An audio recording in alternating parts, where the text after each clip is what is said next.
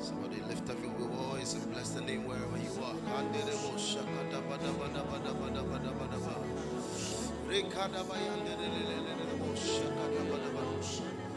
Father, we worship,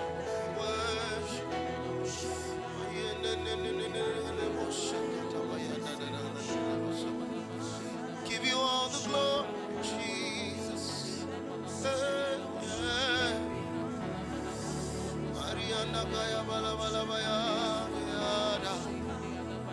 You alone is the Alpha and Omega, the beginning and the end. We worship you.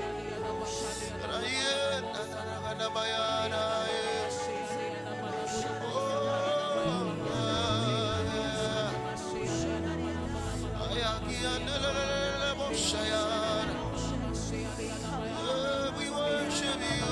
Wherever you are, you want to lift up your voice and worship the King of Glory.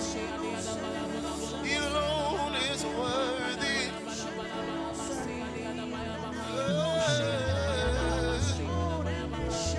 Lift up the name of the Messiah.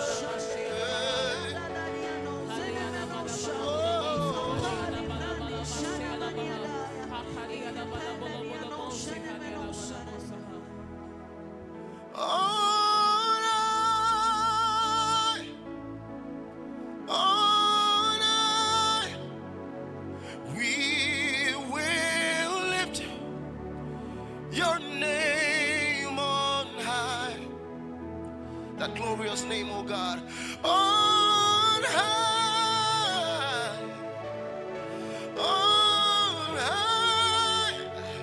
we will lift your name on high. Chief, help me sing on high, on high, we will lift your name.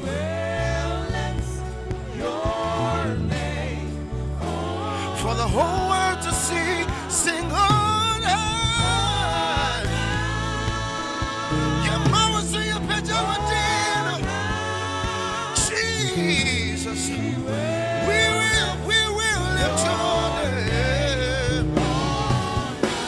Sing on high.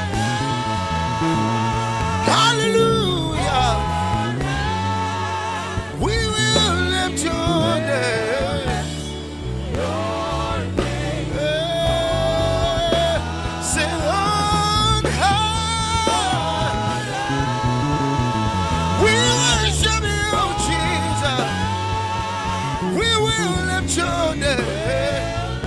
Hey. Oh, say on high. Lift up Jesus high. He alone is worthy. Oh, say on high. We worship you, Jesus. We will lift your name, yeah. Your name, your name. Sing on high. Lift up your voice and worship you. We will lift your name on high.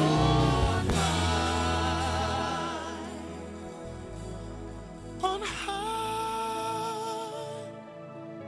on high, we will lift your name. So the weight of who you are,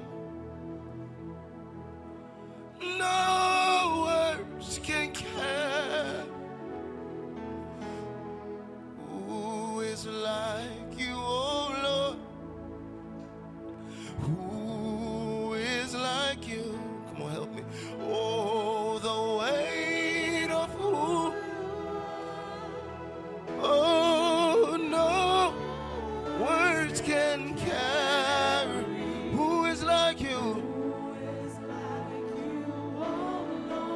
Who is like you, yeah.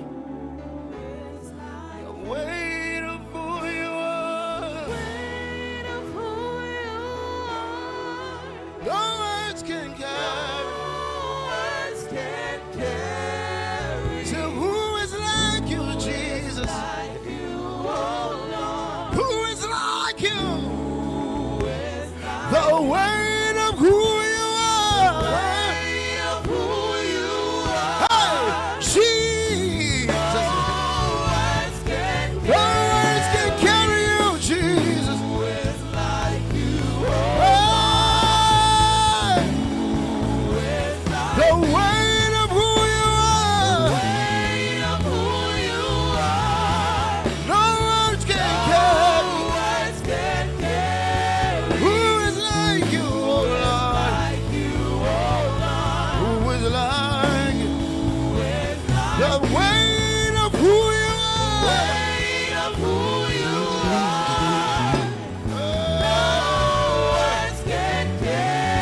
Who is like you? Oh, hey, and until one friend, oh, Jesus Christ. Everybody say, to me, now shall anymore.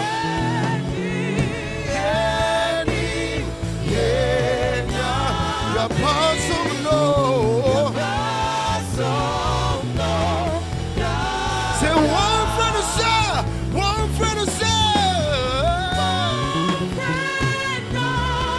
Jesus. To me, you know, son.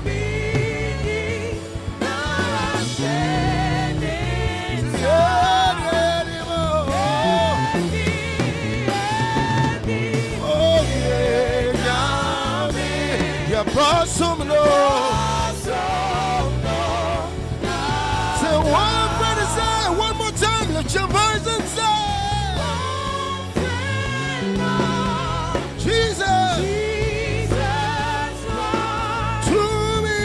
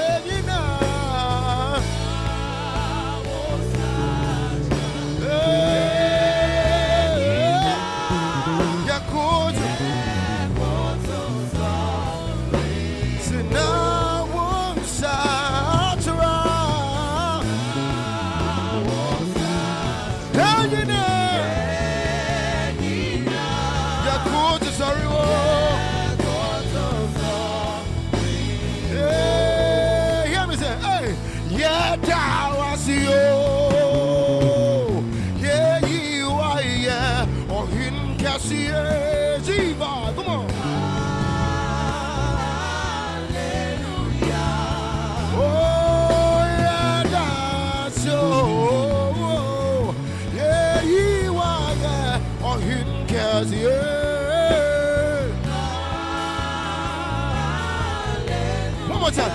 Yeah, that's you. Yeah, that's you. Yeah, yeah, yeah.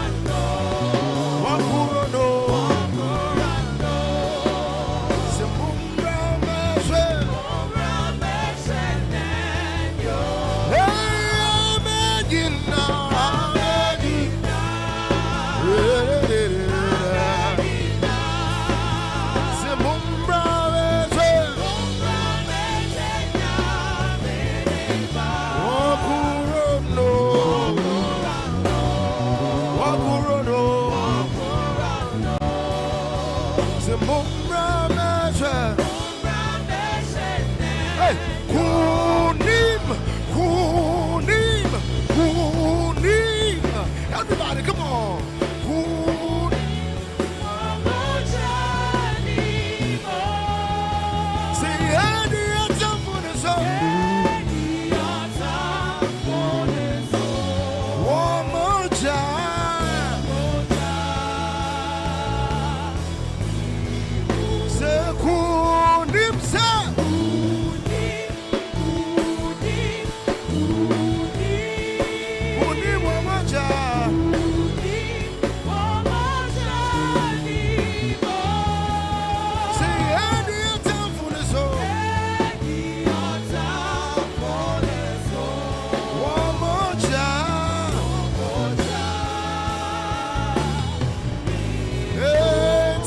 Why not is a no? Why not is a yes? Oh.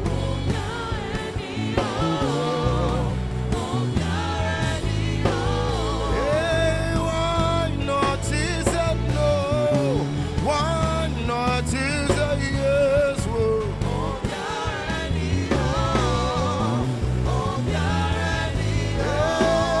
Hey, what to me more? Why not is a no, Jesus?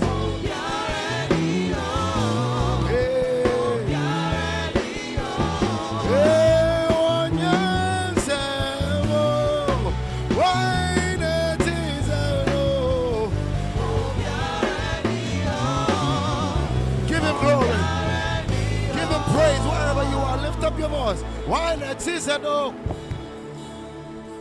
Why cry not is a yes? Whoa, Monday and Robo Shayande. We are ready. Oh, why not is a no? Why cry not is a yes? Whoa, yeah.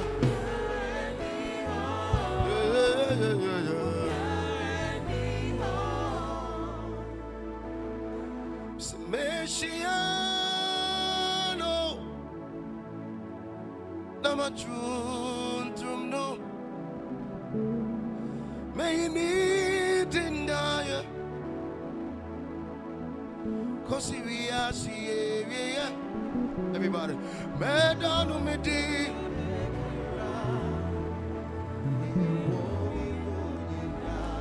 Messiano. I'm a true.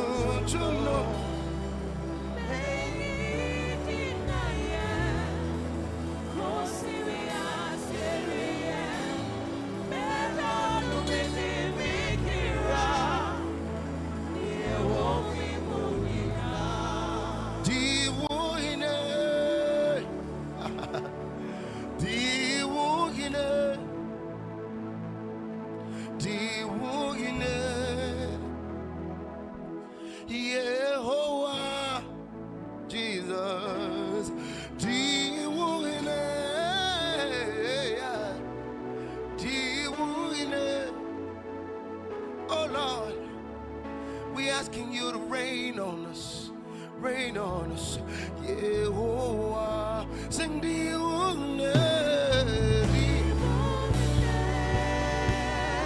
we worship.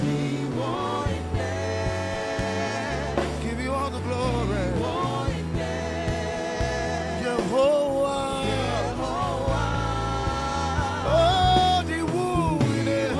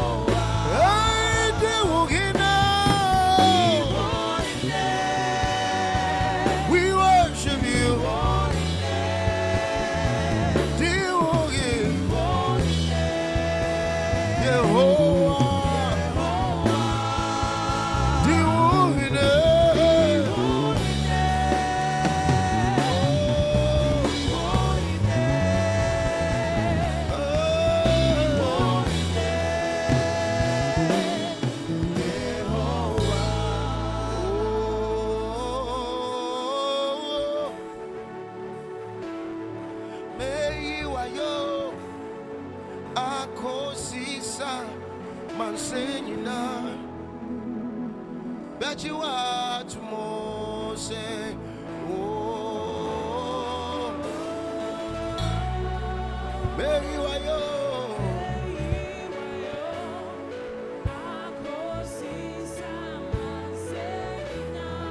Bet you are tomorrow, oh, oh, oh, oh.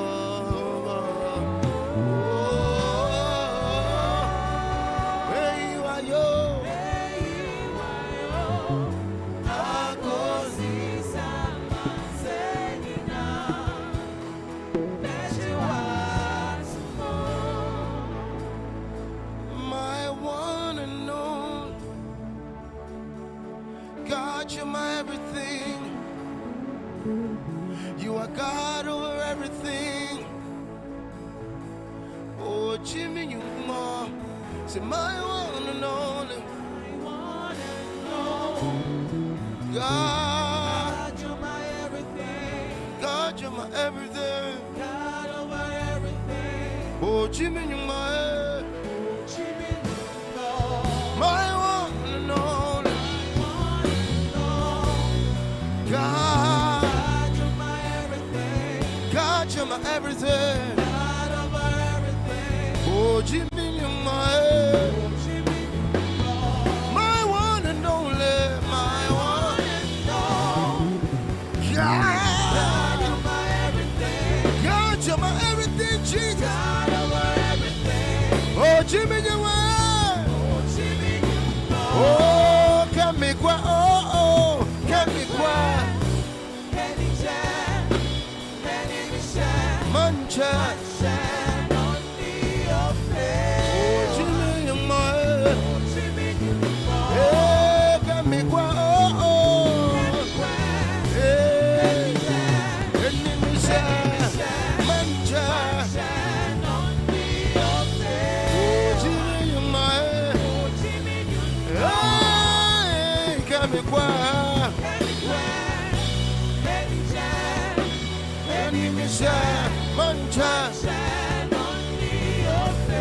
What you've done for me, Jesus. Hey, got me quiet.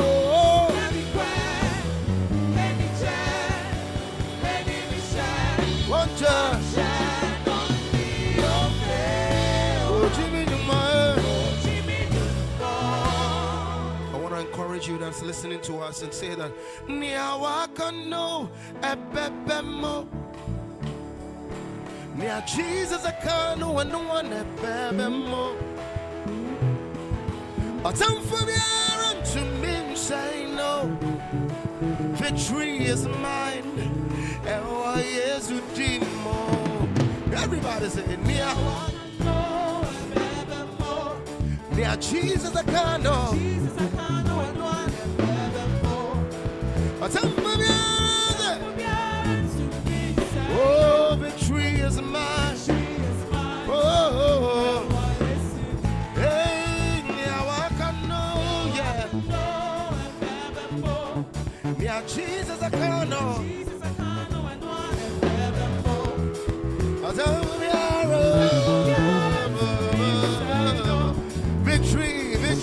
is mine. Oh, Kunimo. Yes, we did Kunimo. Hey, a time for me. Oh, victory is mine. Oh, hey, Kunimo. Yes, we did Kunimo.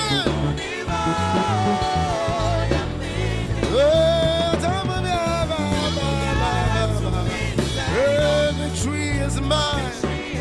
Oh, listen, hey, I am victorious. Victory is my name. I am victorious. Victory is my name. And one ever more. I am victorious. Victory is my name. Everybody help me say, I am victorious. Declare it, come on. Victory is my name. I am victorious. Victory is my name. Oh,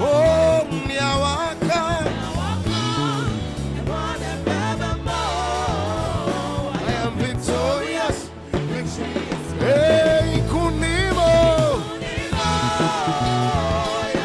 Yes, we did Kunimo.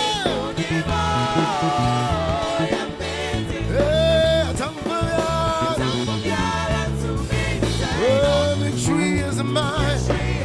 Oh, hey, Kunimo. Yes, we did Kunimo, my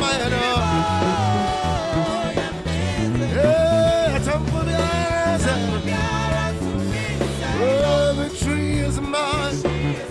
Oh, yeah, victory is mine. Victory is mine. Yeah, victory is mine. My worries are mine. Victory is mine. Hey, victory is mine. Hey, victory is mine. Hey, victory is mine. Hallelujah, hallelujah, hallelujah. Victory is mine. Hey, victory is mine. Hey, victory is mine. Victory is mine. Victory is mine. Hey, suck those hands together. Hey, victory is mine. Declare it wherever you are. Hey, victory is mine. Give him all the glory. Say, victory is mine. Hey, victory is mine. Oh, victory is mine. Victory is mine. Hey, victory is mine. Now I am too deep. Scream wherever you are. You better, Jesus.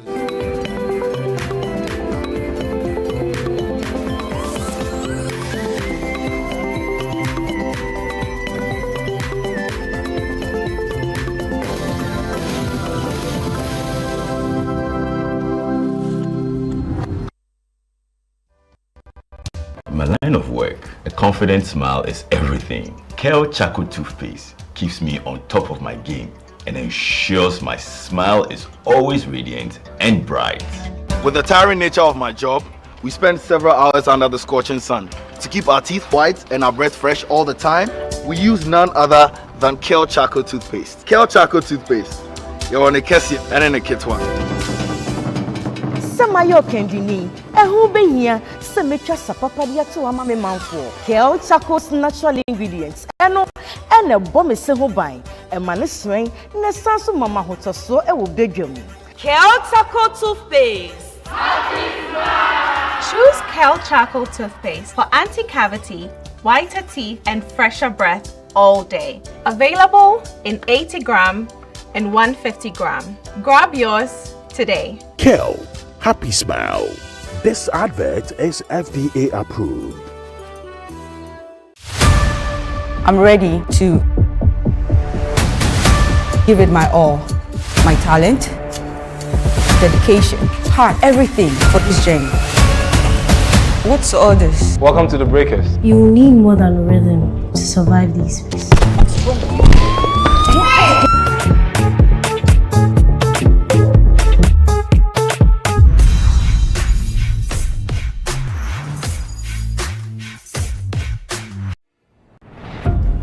Your health is in your hands, but at some point, it passes on to us. At Mintuba Hospital and Coloproctology Center, we believe that quality healthcare isn't a privilege, it's a right. Equipped with cutting-edge technology, we are fully prepared to effectively deal with all colorectal and proctological conditions. Our team of highly skilled doctors, surgeons, and nurses are renowned for their expertise in minimally invasive and painless laser, ligature, and longoproctological surgery. We are committed to providing a wide range of services to meet the diverse needs of our patients. Mintuba Hospital, your health is our priority. Visit Mintuba Hospital today or call us at 0244 581 541 or 0271 054 204. Mintuba Hospital, in to serve a peculiar health need.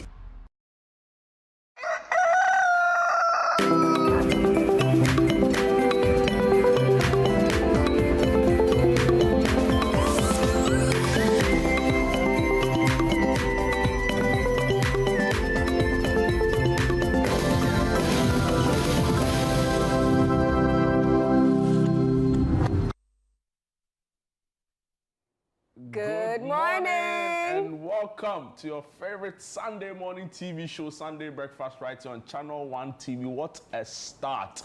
Carl Clotte leading us through a time of worship and adoration to kickstart what promises to be an exciting show. My name is Jude Duncan, and of course I'm here with Ino Safo. Find me across all social media platforms, Ino_S, and Jude's handle at Mensa Duncan. Absolutely. This morning on the show, like we already have, we have worship music for you like we've done.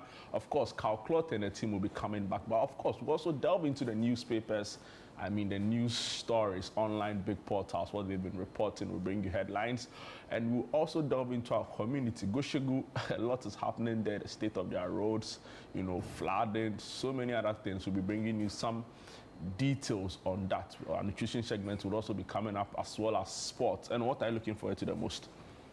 The whole show. I like that. You know, back in the day when a teacher is done. Do you understand? You say no. What don't you understand? The whole show. The whole show. The whole show indeed promises to be fun. So just keep your dial right here on Channel 1 TV. All right, Eno. All right, we know that the month of April is always a prayerful month here. It kickstarts our prayer season before May, which is dubbed Family Month here at Channel 1 TV and City FM. And so we're inviting you to join us in prayer on Seasons of Prayer, weekdays in April. So Midnight Cry is on at 12 a.m.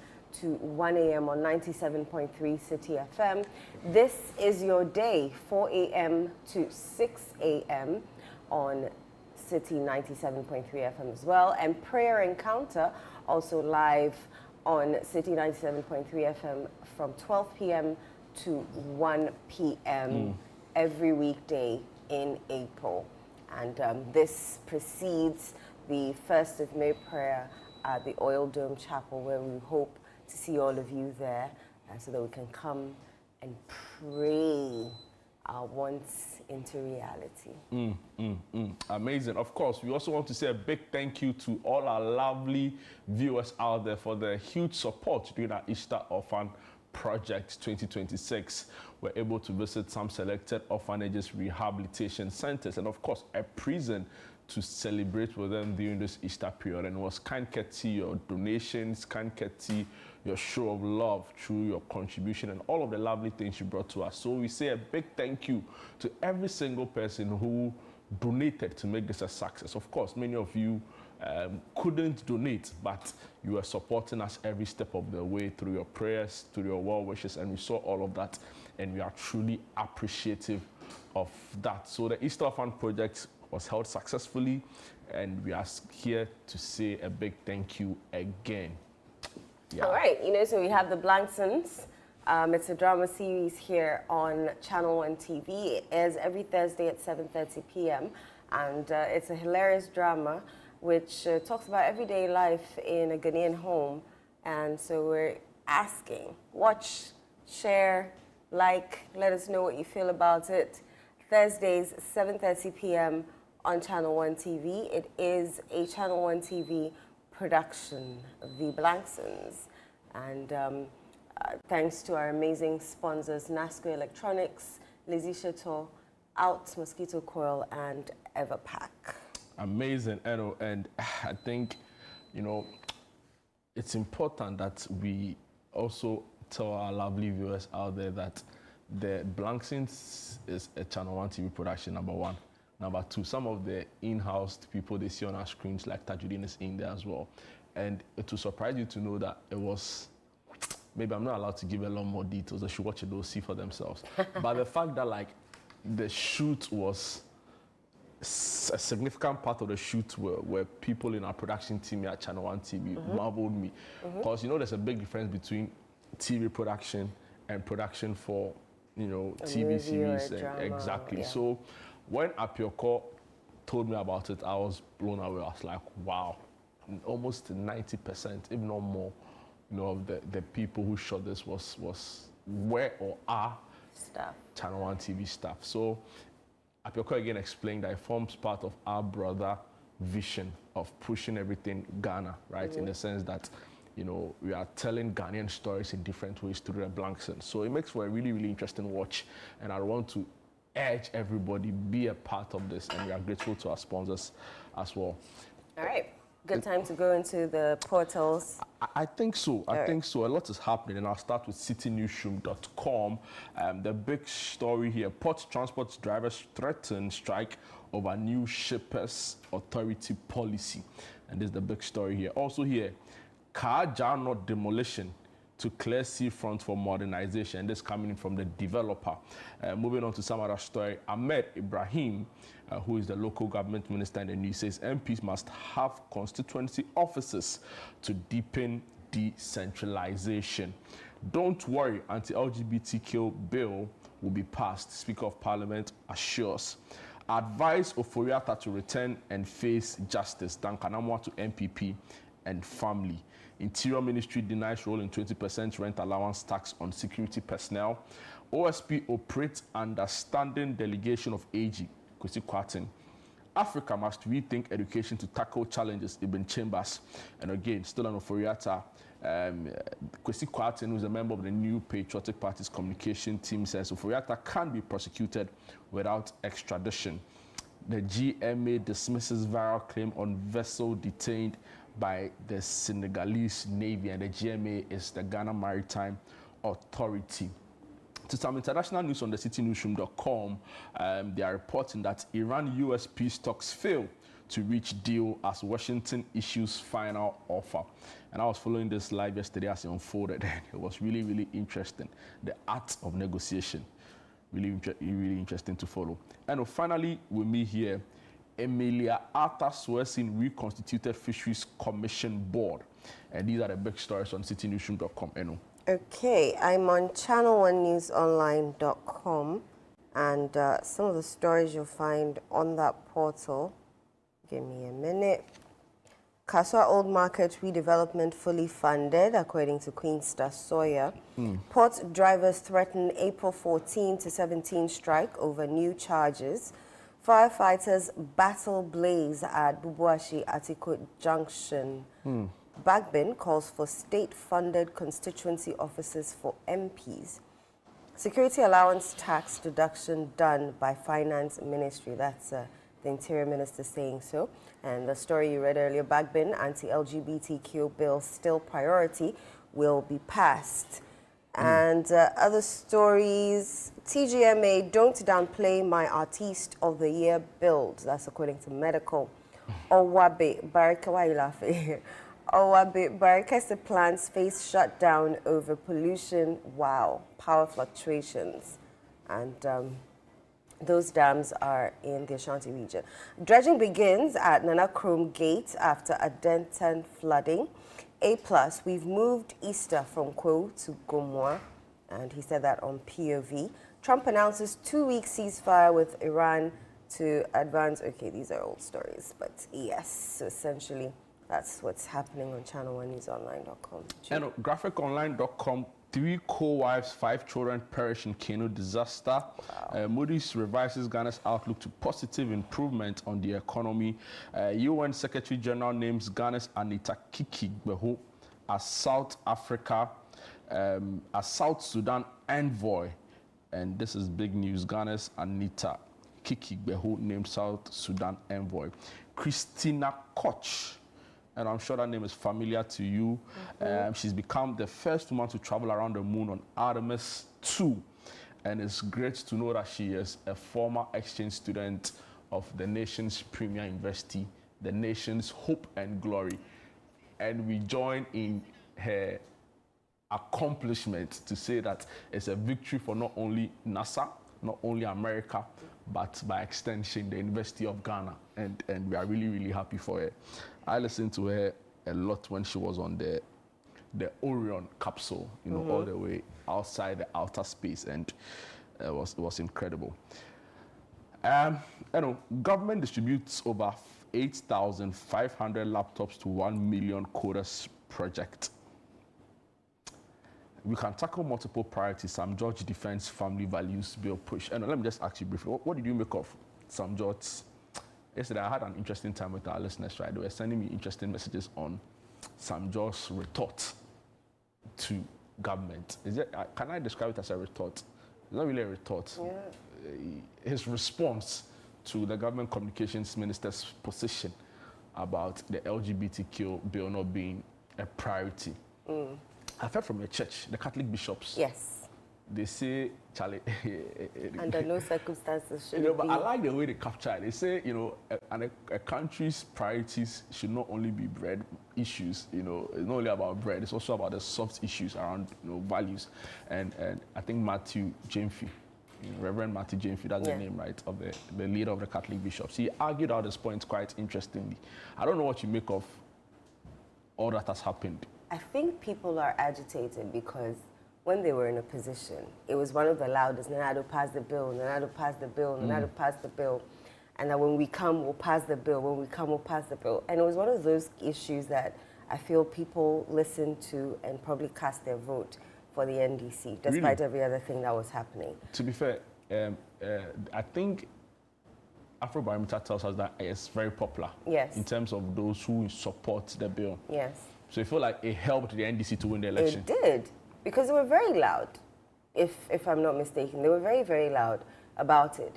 And so now you're in power, but we're not seeing anything. Yes, it was laid before Parliament and then, tossed out because some things needed to be redone. So I think that people are right to say that as the mother bill not 20, but we want to see it being done because you were shouting louder when you were in opposition. But so now that you are holding the reins of power, let's see. But like many other issues, right, it's easy to criticize when you are on the sidelines. I had a member of Parliament say they used to go into Indomie, no offense to Francis Xavier Susu, right? No, not even Xavier Susu. After he made that comment, then somebody Sheldon went to open an Indomie stand. Because Sheldon, he's a crazy guy.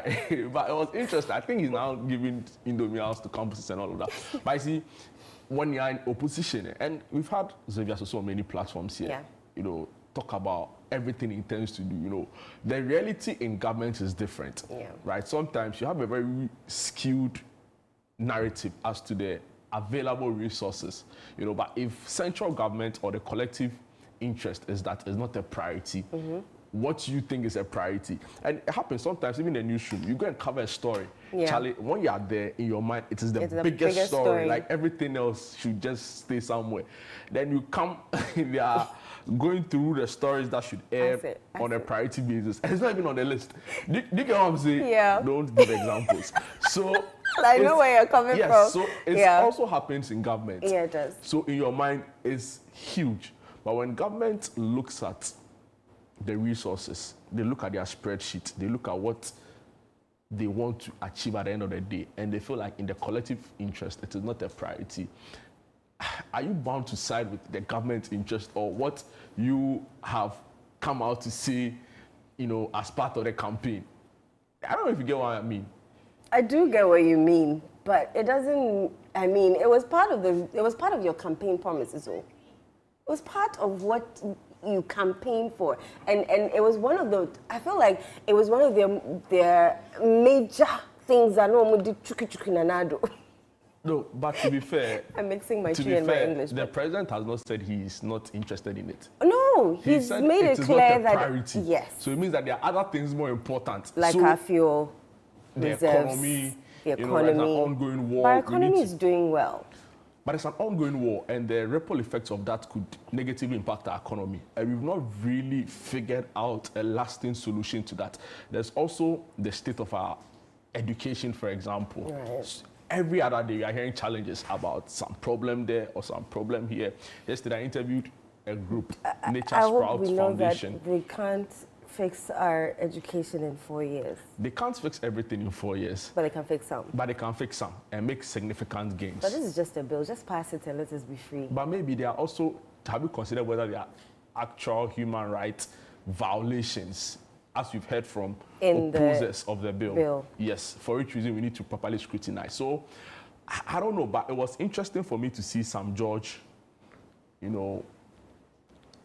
the face of all that we know, right, come back to tell us, and by extension the president, that it is a priority. Yeah.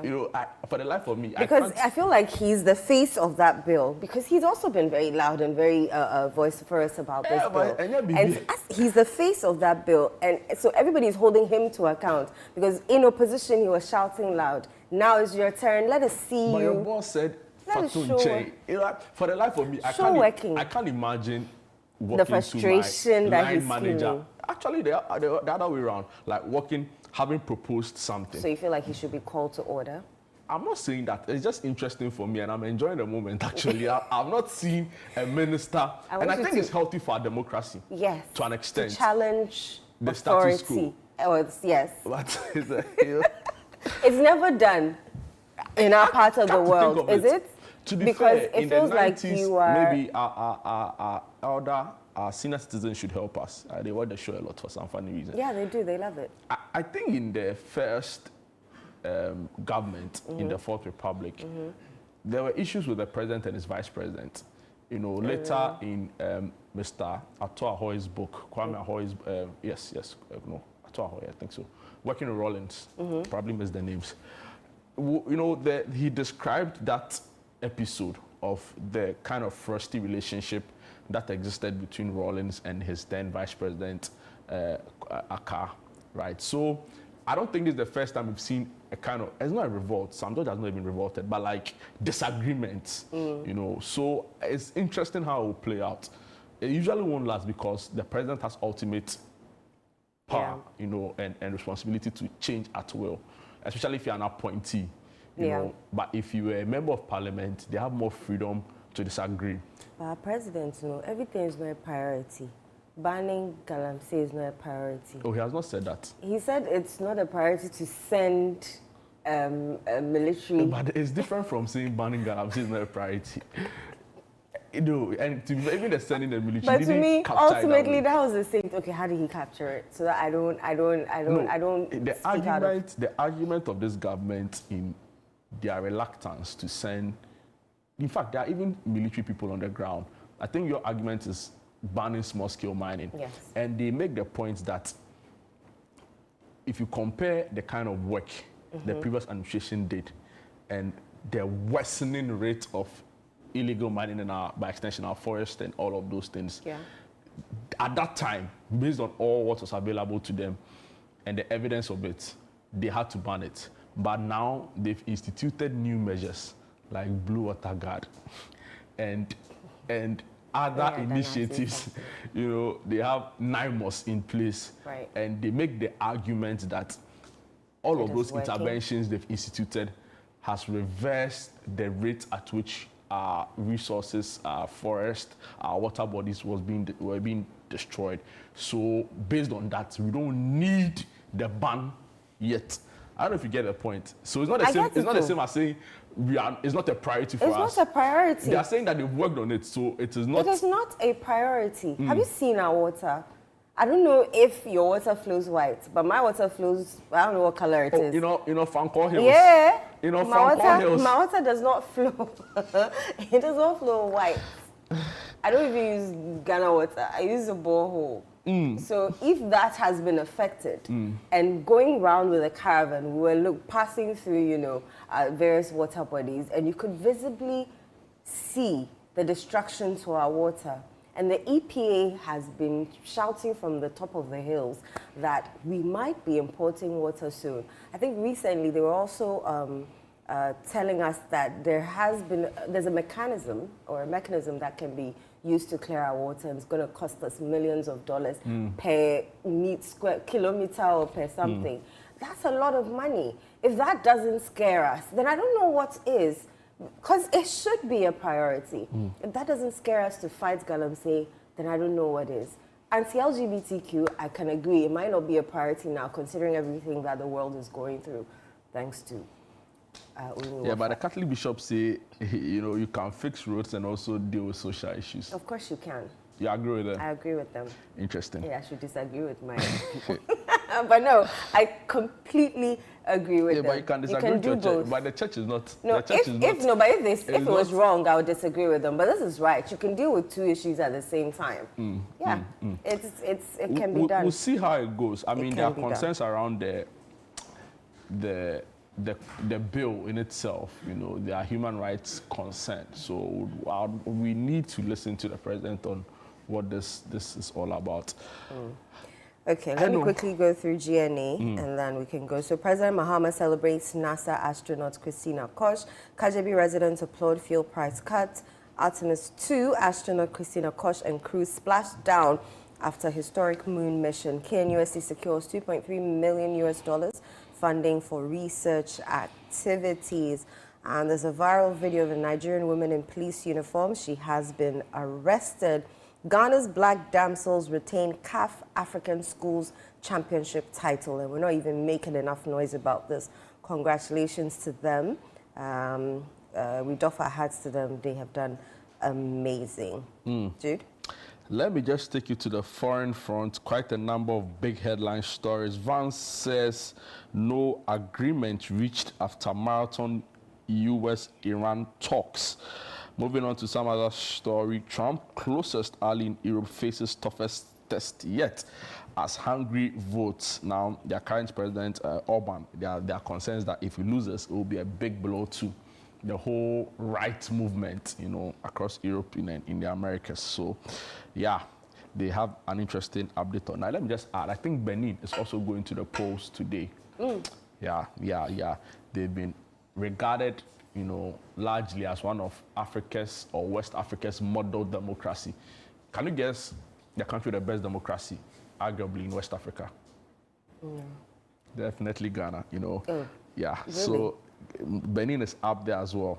So we'll be following keenly how this pans out. And anyway, there's an interesting feature on the Artemis. I used to say Artemis. Then somebody in my house said that it is not Artemis, it is Artemis.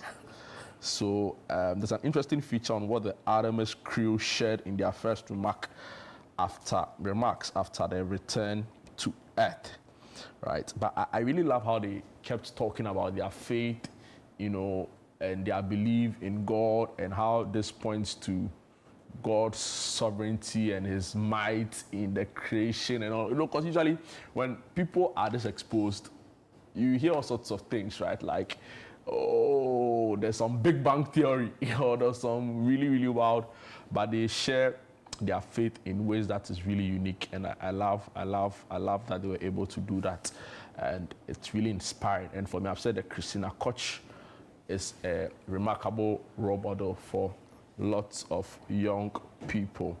So we'll go on a break on that note. And there's a lot more right on Sunday breakfast. Certainly. Yeah, so guys, keep your dab. I would love to hear from you. We've discussed quite a number of things already on the show. What are your thoughts on the bill, on the Artemis? Did you follow it? When can Ghana also, can we ever? We can. Are you sure? We can. We can go to space. Yeah, we can. We just need the resources. You know, your military doesn't even have a drone. 020444703. The numbers on the screen. 2 helicopters. Please. I'm not even kidding. Everything is possible. How? Charlie. We'll be right back. Oh, God.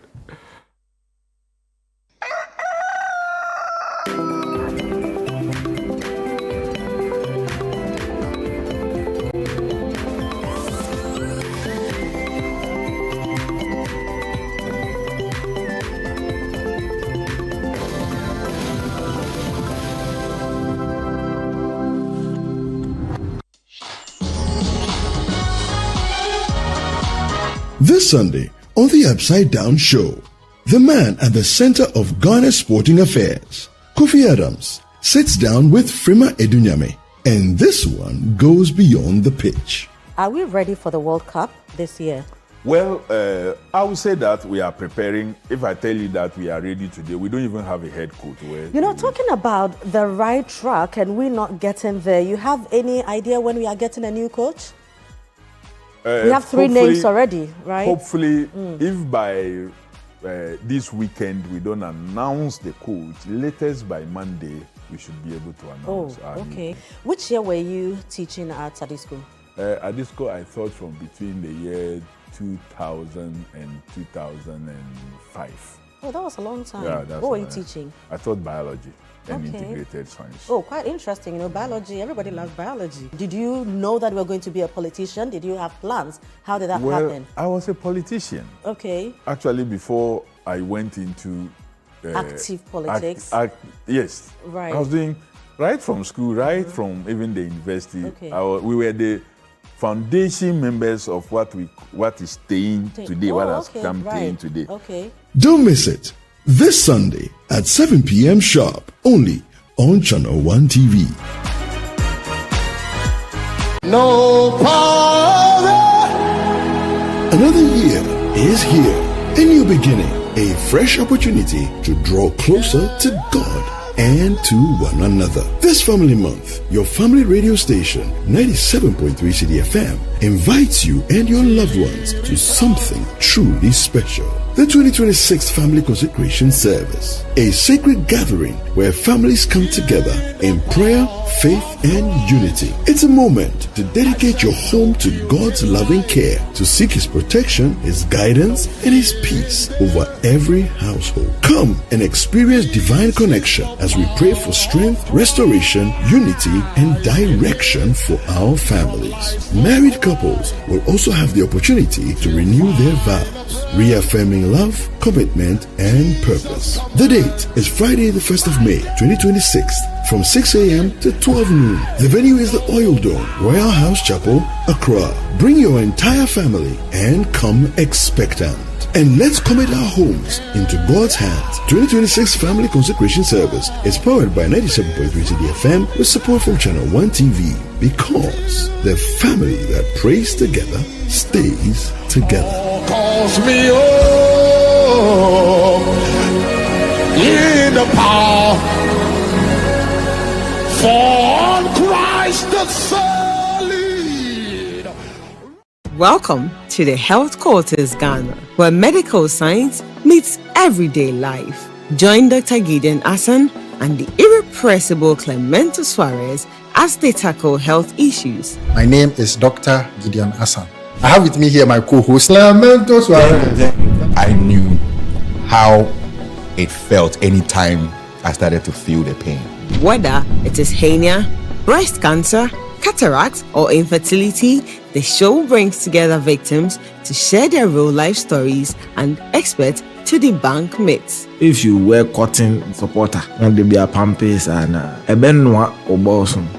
So you see, instead of it being raw egg, I done it because you animal. Make a date with us every Sunday at 4 p.m. on Channel 1 TV. Don't forget to subscribe on YouTube and all social media platforms at Health Quarters Ghana.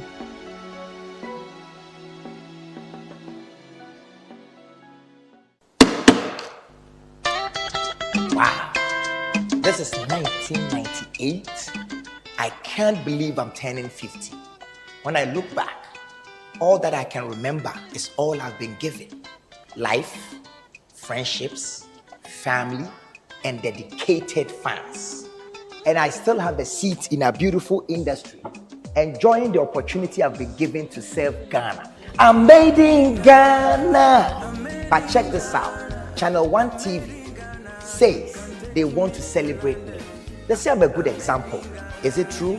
For my 50th birthday, I'm going to build a pediatric emergency center at Menchia Hospital. That is why all these young and vibrant celebrities are coming out to Plus 233 on the 18th of April to come so that we throw this amazing white party together to raise money for that hospital.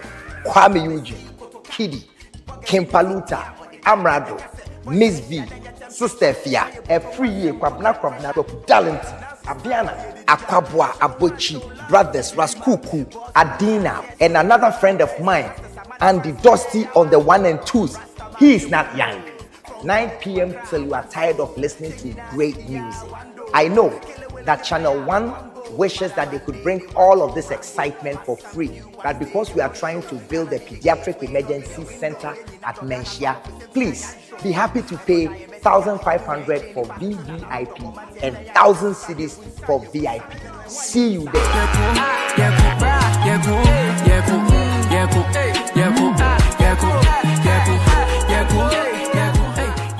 What's up, everybody? This your girl, Sister Fia. Listen, he is family, okay? I have so many memories with him. Moments of laughter, growth, real support. He's someone who has always believed in people and lifted others up, including myself. Ochiame Kwame, I want to wish you a happiest 50th birthday. Okay, you are an inspiration to many of us, myself, okay? May God richly bless you with more life, more success, and more strength to keep doing good. We celebrate you and always we love you. Helping children, that's outstanding. That's legacy. That's something truly powerful. So we say, big ups to your channel, Kwame. Catch me on the 18th of April. I will be live performing, okay? So catch me at the Plus 233 live performance. I bet you know that when I step up, we kill it. See you there. Welcome to The Point of View. This is your favorite current affairs show here on Channel 1 Television. On The Point of View, we pick the right topics, get the right guests, and ask them relevant questions on issues that matter to you. With the complexities of the issues happening around us on a daily basis, it's the hard-hitting conversations and the probing questions of The Point of View. So what is the Public Account Committee's job?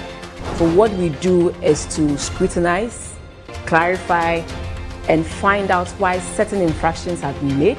What do these IMF programs try to do? The current program is for budget support. Okay. There are no projects attached. That teases apart the twisted entanglements of politics and governance, as well as religious and social discourse. The Point of View brings you the policymakers and duty bearers and drills down to the very bottom of issue. What authority do you have? The Point of View airs every Monday and Wednesday at 9 p.m. only on Channel 1 TV.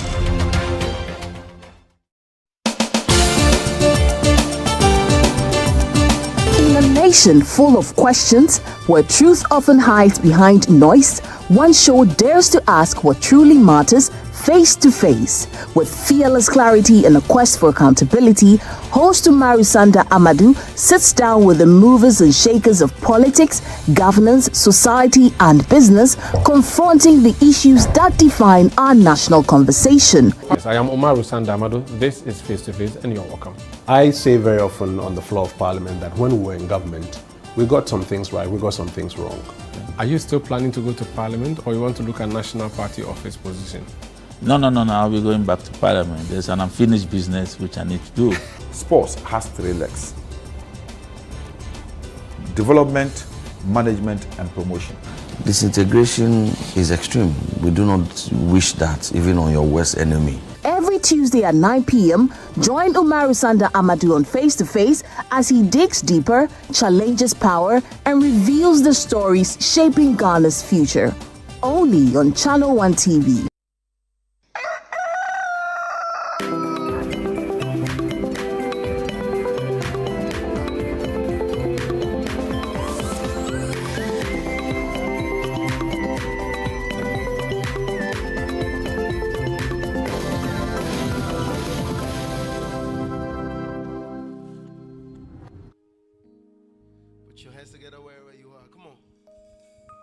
Creator of the universe, what can't you do?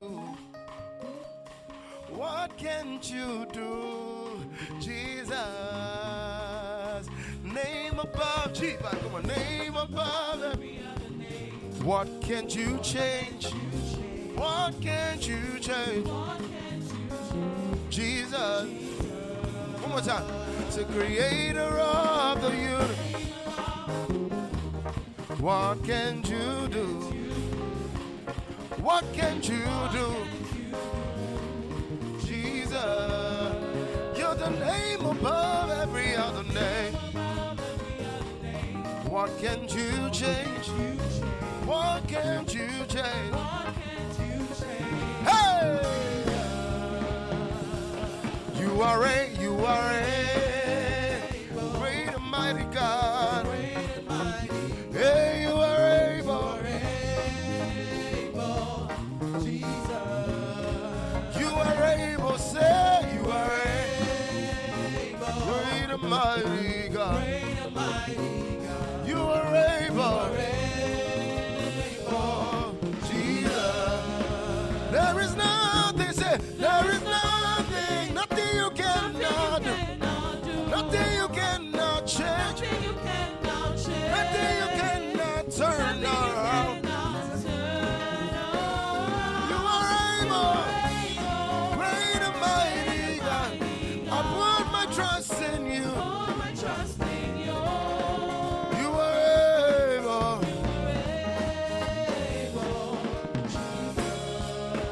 You are able. Jesus. You are able.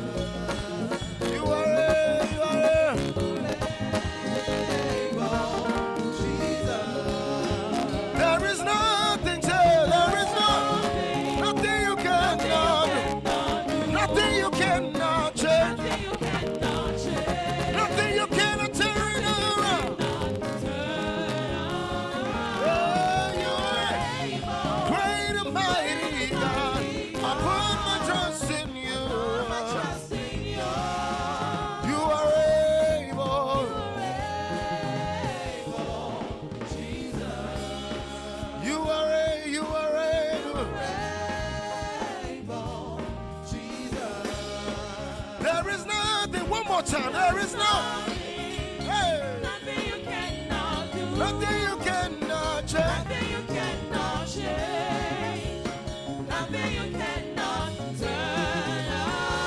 Oh. You are able, great and mighty God. Put my trust in you.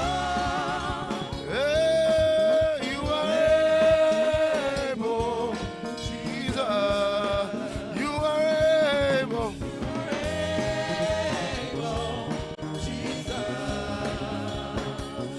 One thing we ask of you, one thing that we desire, And as we worship you, Lord, come and change our lives. One thing, say, one thing we ask of you, one thing that we desire. And as we worship you, Lord, come and change our lives. Hey, arise, arise, arise.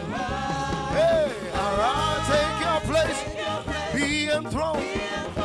Hey, oh, King of Kings, Holy One, as we sing, oh, hey, arise, oh, come on, say, hey, we lift you up, we lift you up, we lift you up on our praises. Everybody say, we lift you up, we lift you up on our praises. So we lift you up, hey, we lift you up, we lift you up on our praises. So we lift you up, we lift you up, we lift you up on our praises. So we lift you, we lift you, we lift you up, hey, we lift you up on our praises. We lift you, we lift you up, we lift you up, we lift you up on our praises. So we lift you up, take all the praise and the worship. We lift you up on our praises. We lift you, we lift you up, we lift you up, hey, we lift you up on our praises. Sing arise, arise, everybody. Take your place, be enthroned. Oh, King of Kings, Holy God. Oh, hey, oh,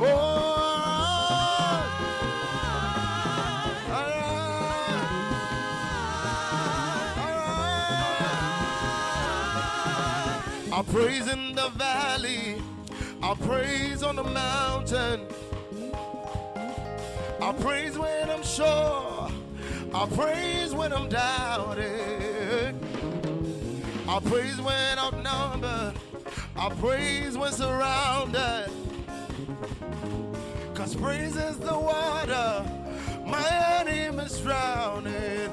I praise in the valley, say I praise in the valley, I praise on the mountain, I praise when I'm sure, I praise when I'm down, praise when outnumbered, hey, I praise when surrounded, 'cause praise is the water my enemy, hey, as long as I'm breathing, as long as I'm breathing, I've got a reason to praise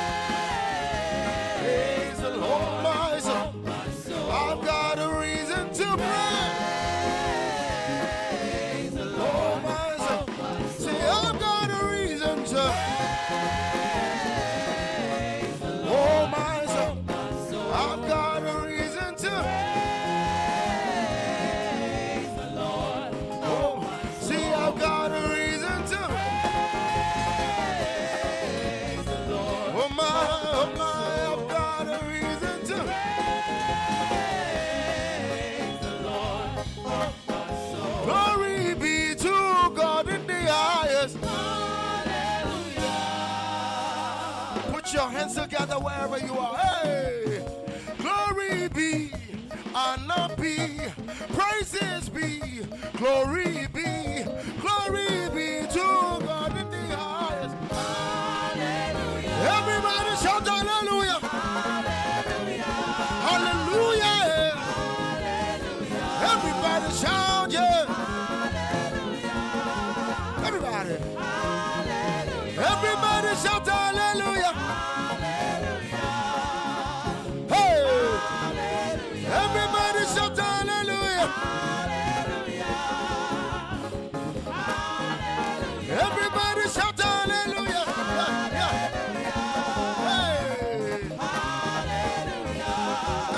I said glory be, honor be, praises be, glory be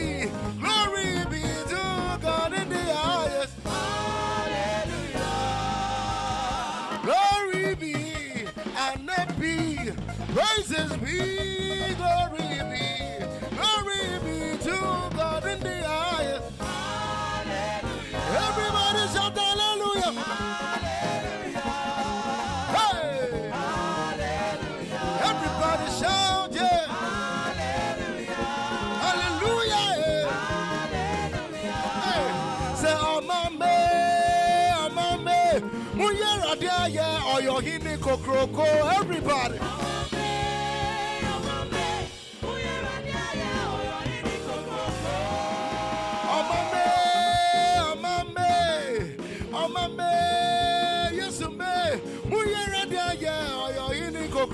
Jesus.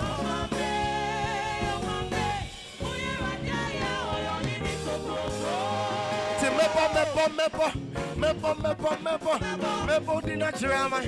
Amenyi ne unse. Uya kokroko. Uya kakraka. Anya biasadi ye. Meyina ya. Mepo nidi. Hallelujah.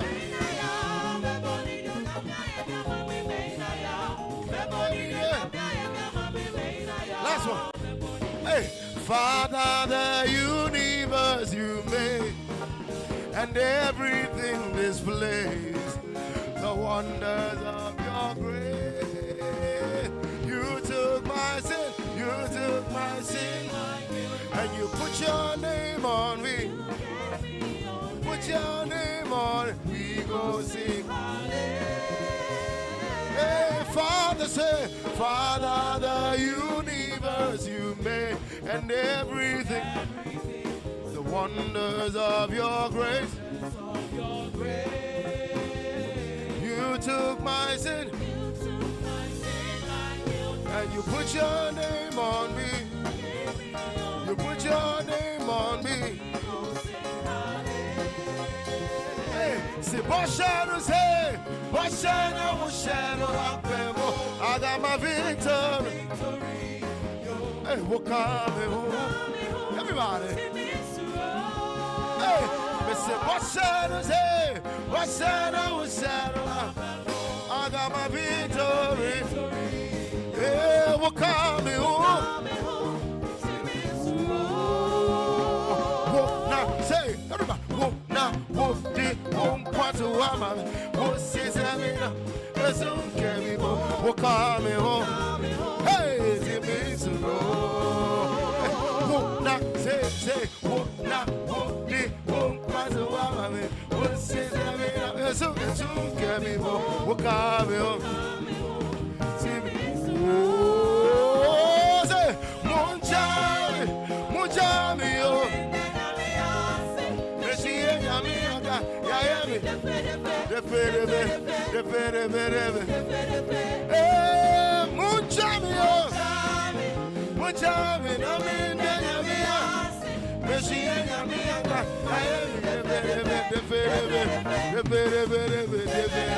Somebody scream! Hallelujah!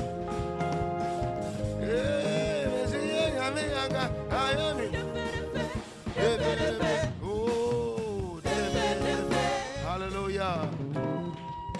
Praise God. Unbelievable. Thank you so much. The calculating. Wow. Yes, sir. Unbelievable things. Unbelievable. I'm so tired. I don't know what to say. The energy here is literally still going all around the place. But it's been amazing having you. Thank you so much. How have you been? Well, I've been great by the grace of God. Yeah, the last I heard of saw from you, I think it was with Luigi McLean. Yeah. Where you had put out the Yehuda. Yeah. How is it doing? Wow. It's doing so well. God has been so good to us. It's blessed so many people around the world, and I mean, the icing on the cake would be that it's even gotten nominations at the 27 TGMA. So God's been good. God is doing things. Yeah. Wow, amazing. So, of course, shout outs to the team, right? Yeah, G-Vibe. You know, unbelievable. I've said to your basis that I have to come for lessons. So you have to arrange some classes for me. He likes giving pressure. He likes giving pressure. No, he's giving pressure on the string. So, I mean, at the wow. Wow, great. So, 2 nominations. Right. Best Male Vocalist and Urban Gospel Artist of the Year. Did it come to you as a surprise? Honestly, yes. We file every year, and every time we don't get any responses. But this time when it came, it's when we least expected. You know, it was just a day to the nominees unveiling where I got like a message from the organizers that I was supposed to attend the unveiling ceremony. I was like, wow, every time I file, I don't get that kind of message. So shortly after, I think the next day, the unveiling was in the evening. So I was thinking, okay, when I get there is when I'll know when I'll be nominated. But I think they started releasing all the nominations online, and my manager sent it to me, and it was like, Charlie, we have one now. Wow. He said, fingers crossed, he's hoping for 2 more. I'm like, hey, let's not get too, And then the second one came, and we're so grateful to God. Wow. Yeah. You've been in the space for quite some time now. How is it like when you decide to go to the studio, make new music? When the music dawns on you, it drops in your spirit, as I hear a lot of Christian artists say to me. Do you make the music in the hope that you get some of this recognition? What's really the end goal in all of this? It only took me a few years to realize a certain part of what the awards do for you. For me, all I've been about is populating heaven, which is our theme for as a ministry. So I feel awards are byproducts of the good works that we do. The Bible says that everywhere he went, he was doing good. The mighty healer healed the lepers. So Jesus was doing good. He didn't have a signboard. He didn't have anything, but his good works spoke for him. Exactly. So the awards come in, like I said, to be an icing on the cake, to grease our elbows. It's not the main thing. It's not the main thing. The main thing is soul business. It's soul business, being a blessing to people. The testimonies that people share, even under the videos, means so much to me that I don't take it for granted. But the award experience is new. One blogger told me that it gives you more relevance in the space. It shines a light on your brand, and it helps you to reach more people, because so immediately, it's very, very important. And I think if it comes, we should all embrace it as much as we can, because when the light is shined on you, now when you speak about what you want to speak about, which is your music, you reach more people. Amazing. Yeah. See, I'm so caught on with this understanding of what it means for your brand and your music, and hopefully we'll be supporting, right? So guys, you know what to do. Is there a code for the voting? I think the website is up. If you go on the Charterhouse website, I think my code is N6. Yeah. N6. No, we'll check it and we'll push it. Yes. People have to vote. Amazing. You've been a blessing to us, but we also know you have an event coming up. Yes. The Messiah. Yes, so it's themed Messiah. The program is actually Calvary Worship. Okay. It's been running for the past 12 years. We started in 2014, and this will be the 12th edition. It's Calvary Worship. It's a mandate that God has placed on us to gather his people every time after Easter festivities, with our focus on the cross.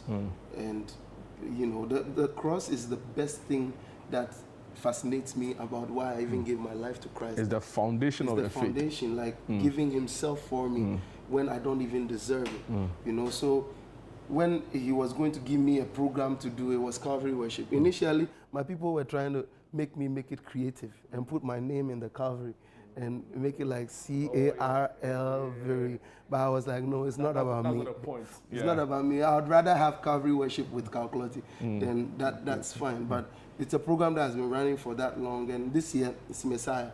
Last year was the Akodashim Encounter, but this year our focus is on Jesus and his finished work.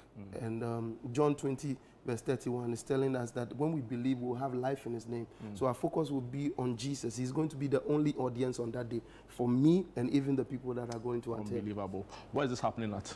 It's happening at the Apostolic Church, Ghana. Yes, Kaneshi, the Central District. It's near Coco Clinic. It's right adjacent Coco Clinic. You can't miss it. It's a big story building. It's farther from Accra. Okay, Accra walking distance. No, I went to school there. You'll be blown. I'll go there. I see. I'll know that too. I see. So you pass the small. Yeah, you go. Yeah. Unbelievable. So Kaneshi Apostolic Church. Yes, sir. And what's the date again? 19th April, next week Sunday. Oh no, we'll be there. 4 p.m. The doors we'll are be open. there large. Challenge with the come support with our white handkerchief. It's been a blessing having you in studio. Thank you so much. We wish you well. So guys, we had the Calclotti, worship leader, songwriter, nominated for the TGMA 2026. We are trusting God at this time round. And like you said, it's not for personal glory, right? It's to just expand the whole idea of soul business. And we are so grateful that you could join us this morning. We'll take a quick break. When we are back, there's more. Don't go away.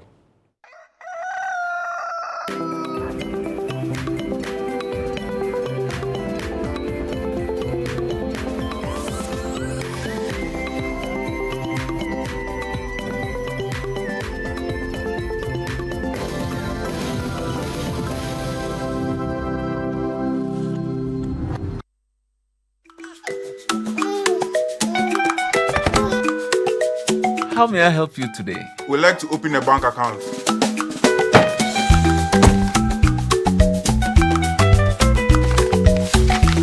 Sign here, sign here, sign here, and here. And now you draw direction to your house. I need your thumbprint. And I'll need your birth certificate too. No, I need the original. A lot has changed since you banked like this. So have we. We've made it easier than ever to open an account online and bank on the go through our mobile app, online banking, and more. EcoBank, a better way to bank your way. Sign here, and here. EcoBank, the Pan-African Bank.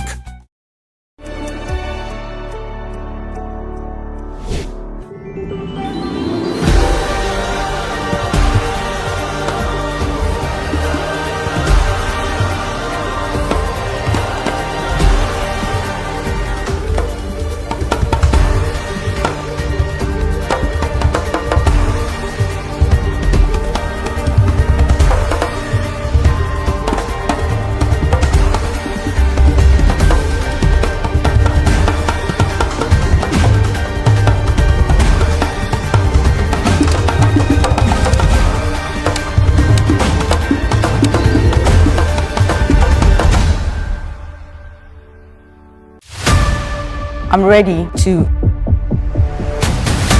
give it my all, my talent, dedication, heart, everything for this journey. What's all this? Welcome to the Breakers. You need more than rhythm to survive these phases.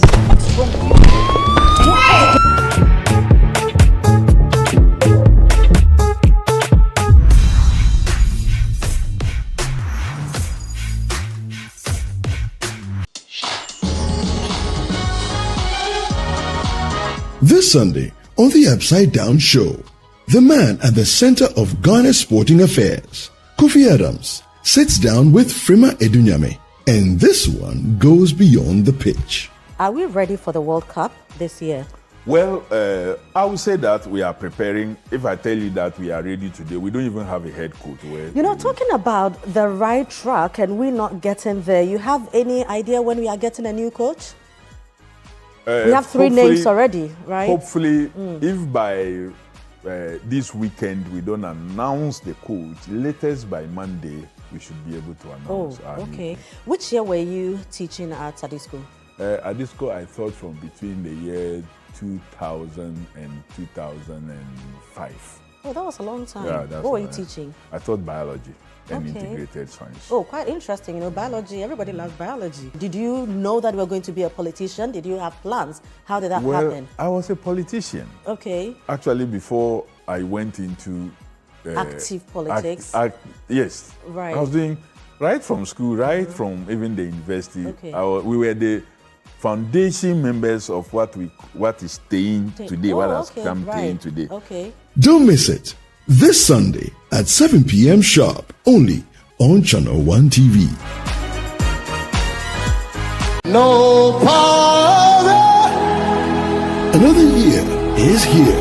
A new beginning. A fresh opportunity to draw closer to God and to one another. This family month, your family radio station, 97.3 CDFM, invites you and your loved ones to something truly special. The 2026 Family Consecration Service, a sacred gathering where families come together in prayer, faith, and unity. It's a moment to dedicate your home to God's loving care, to seek His protection, His guidance, and His peace over every household. Come and experience divine connection as we pray for strength, restoration, unity, and direction for our families. Married couples will also have the opportunity to renew their vows, reaffirming love, commitment, and purpose. The date is Friday, the 1st of May, 2026, from 6 a.m. to 12 noon. The venue is the Oil Dome, Royal House Chapel, Accra. Bring your entire family and come expectant.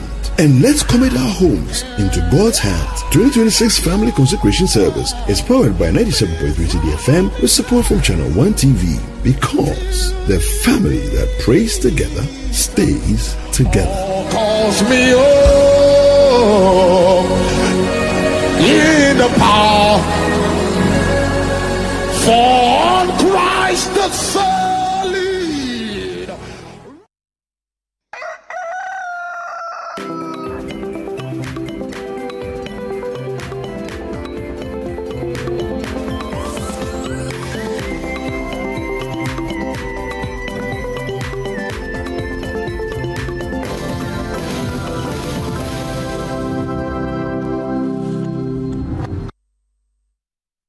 Welcome back to Sunday Breakfast right here on Channel 1 TV with me, Eno Safo, and Jude Duncan.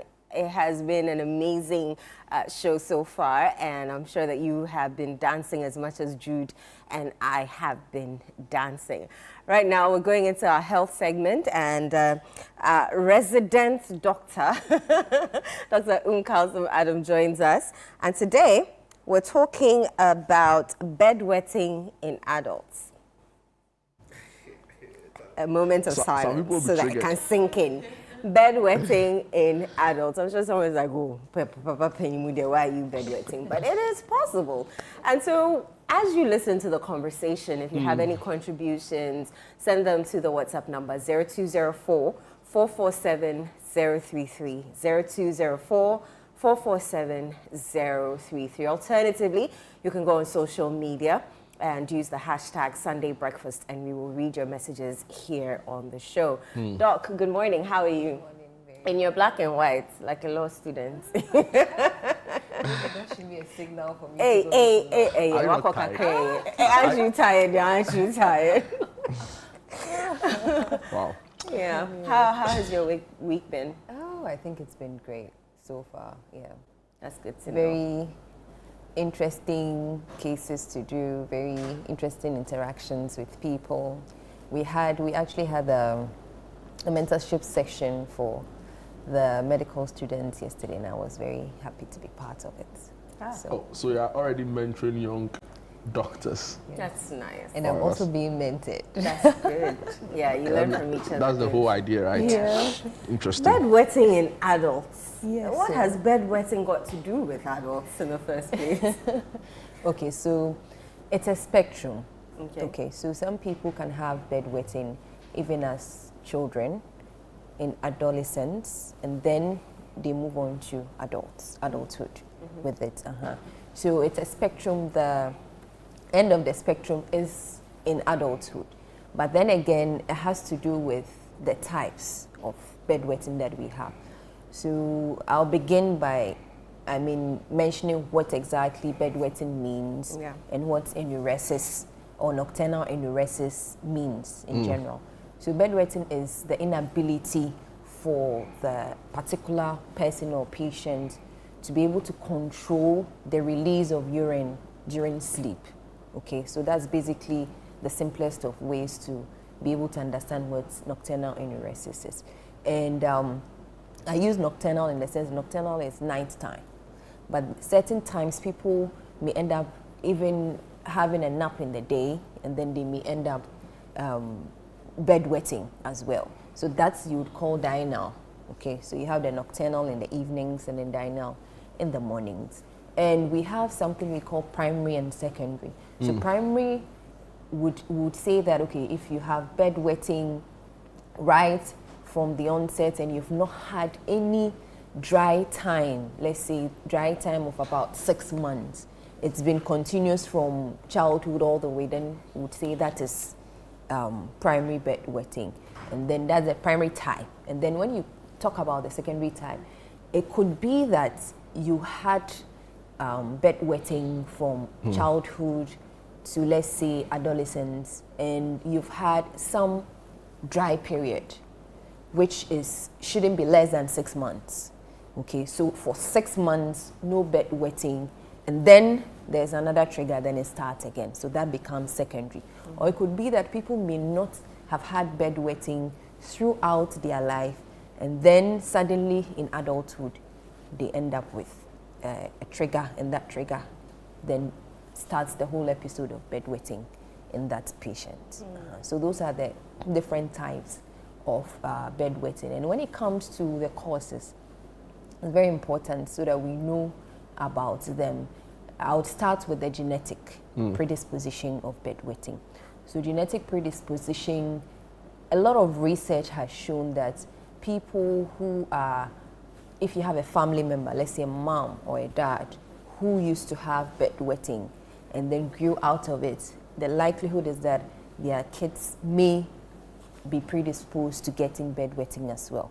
So in fact, certain papers have shown that if you have, let's say, just one parent, your chances of getting or having to have bedwetting is about 40%. And it increases, let's say, if you have both parents, so to about 70%, depending on the situation. And then the other cause of bedwetting could be sleep disturbances. So sleep disturbances like obstructive sleep apnea, and then people who have disorders when it comes to deep sleep. So basically, obstructive sleep apnea as well as deep sleep disturbances has to do with how you would be able to be aroused when you are asleep.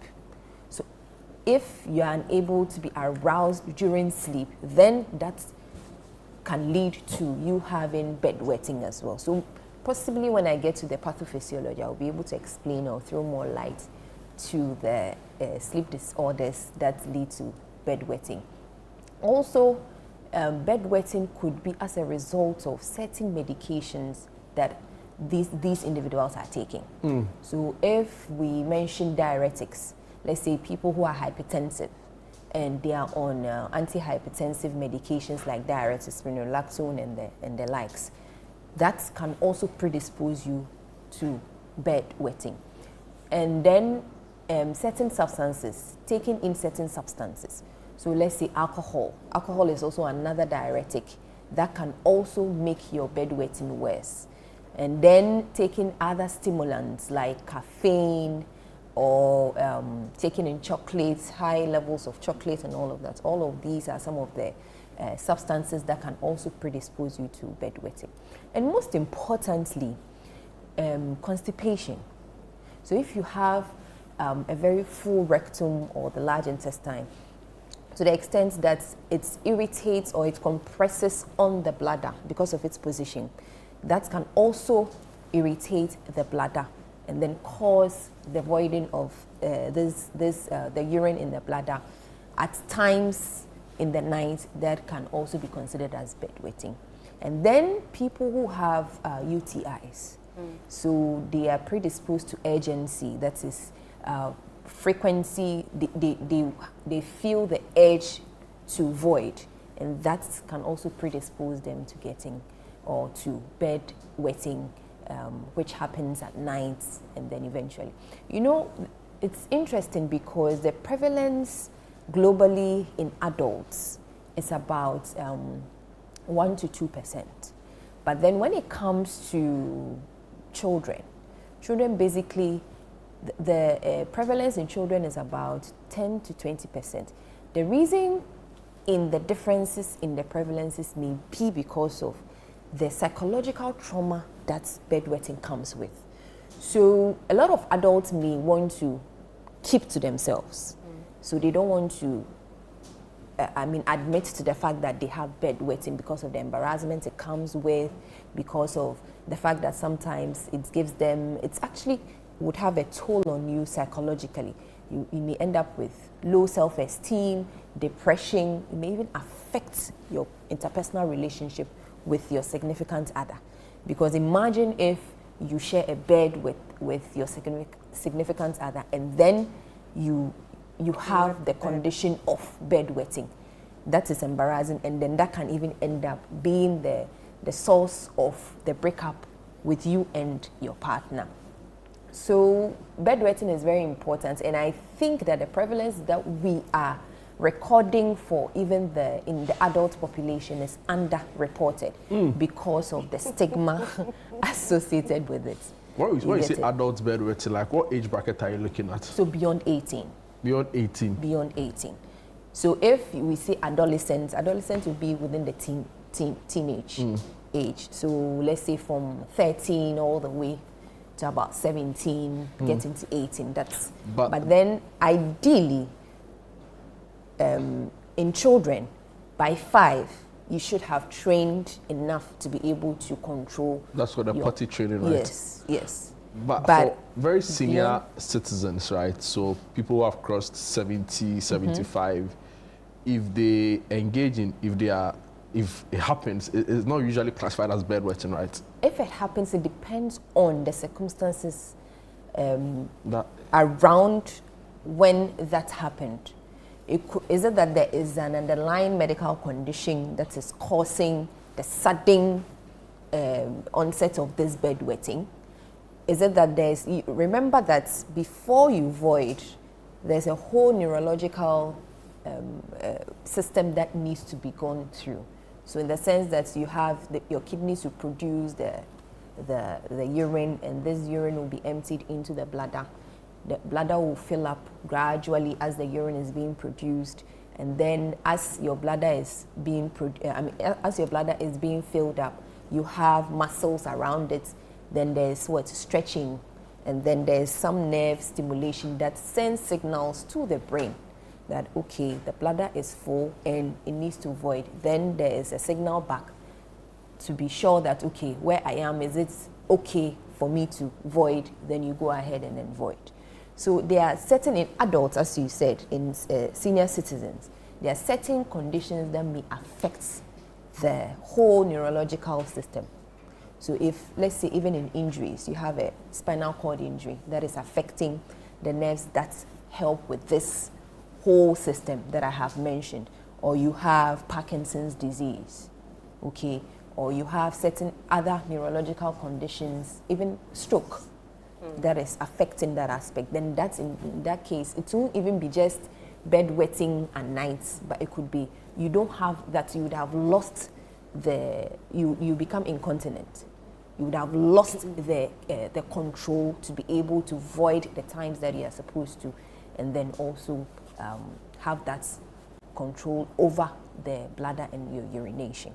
You get it, yes. So bedwetting isn't typically just you being lazy to get up and go and pee. This is one of the misconceptions that people, in fact, when it even comes to the childhood bedwetting, you see parents trying to chastise their kids that, you know, you are being lazy, that is why this is happening and all. But really, they really do not have that control to be able to void when they are supposed to be voiding and all of that. So what happens is that at night, they tend to, possibly if they have the sleep disorder, so your bladder has filled up. The bladder is sending signals now to the brain to help you, to arouse you so that you can wake up and then go and then do the peeing. But then you are unable to be aroused. Right. So at that point, now the bladder takes control and then voids what it has to do. Having mentioned this neurological condition, you can also have something very important, which I didn't mention as part of the causes. There's a hormone. We call it the antidiuretic hormone, or ADH. Now, this hormone, what it does is that there is some nocturnal surge in its production so that we can have a peaceful sleep.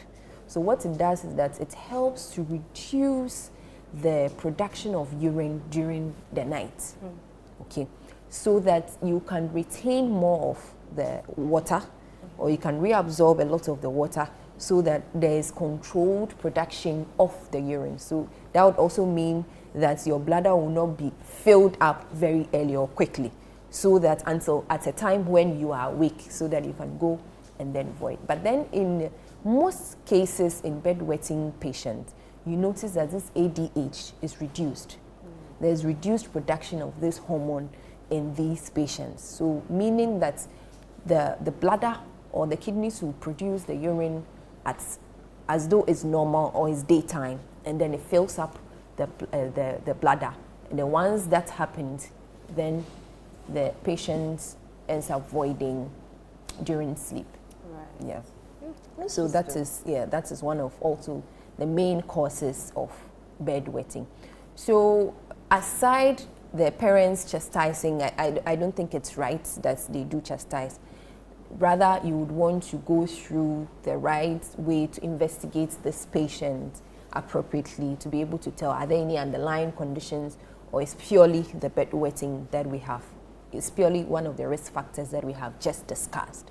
So based on that, you would want to go through certain investigations. Even sometimes there may be a problem with the anatomy of the whole urinary system. Is it that there's something blocking the urethra somewhere that is causing irritation, and this irritation has now led to a very irritable bladder, to the extent that now the muscles around it have become a little hypertrophied, or they've become sensitive, and they can easily, automatically, they'll just contract and then lead to the release of the urine. You get it? So some of these things are there. Some anatomical aberration, anomalies related to the urinary system could also be one of the causes. So you would want to investigate. And how do you investigate? So investigations will start off with you doing your imaging. So you would want to do an ultrasound to be able to rule out any of these anomalies related to the urinary system. So that, is there a lesion, is there a tumor, is there anything, is there a calculus or a stone in there that is irritating and then causing this anomaly.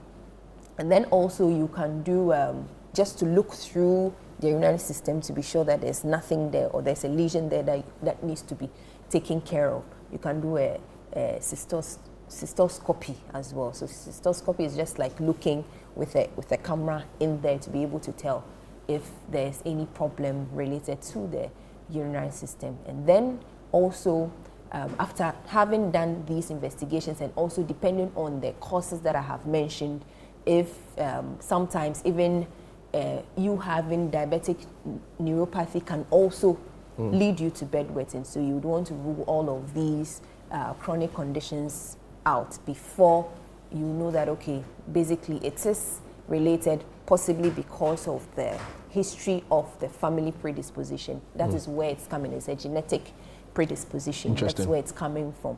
Then you can go ahead and then do your behavioral therapy.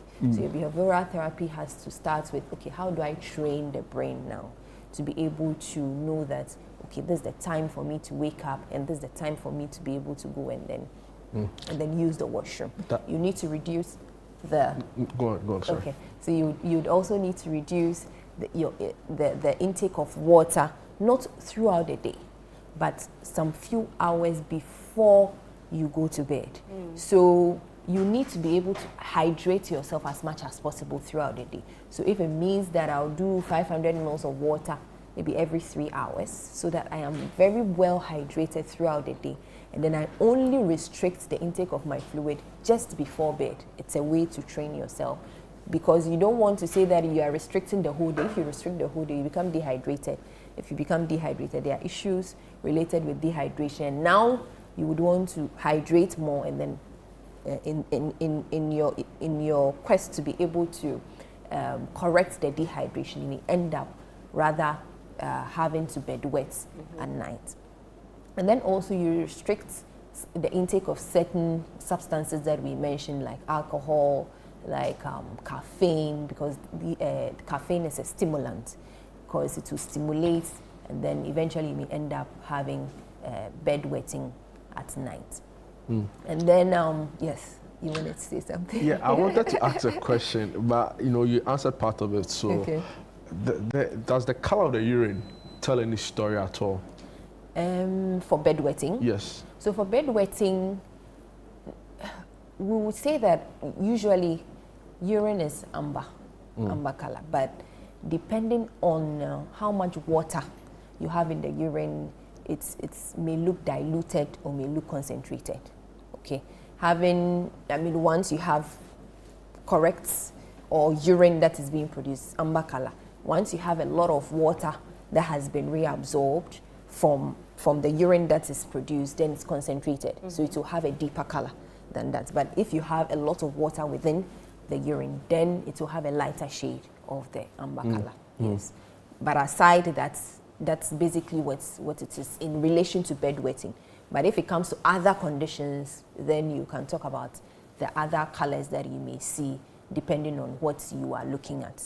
Sometimes even blood and urine and all of those, yes. But that is it, and even Coca-Cola color and all of that. Yeah. So that's, and then you need to also do, there's something that we call the alarm system, or the alarm sensor system, where these are devices that help you to wake up at specified times to be able to go and then void. And it also has that sensor attached to it, in the sense that it is attached to the underwear or even sometimes the bedding of this patient, so that anytime there's some fluid that touches it, it's able to make a loud noise to help arouse the patient or to help wake up the patient. So with time, it conditions the mind of this patient so that they know that at this time they need to wake up and then go and then void. And then positive reinforcement as well. It's not all the time that you would want to be beating yourself up and all of that. So you need to, at least if you start training yourself and you see some improvements, you should take some credits and be happy that at least you are making some progress. So there is not all the time beating yourself, and then eventually you would get depressed, you become anxious, and you end up with low self-esteem eventually. Yes. So these are some of the behavior or lifestyle modifications to be able to manage bedwetting.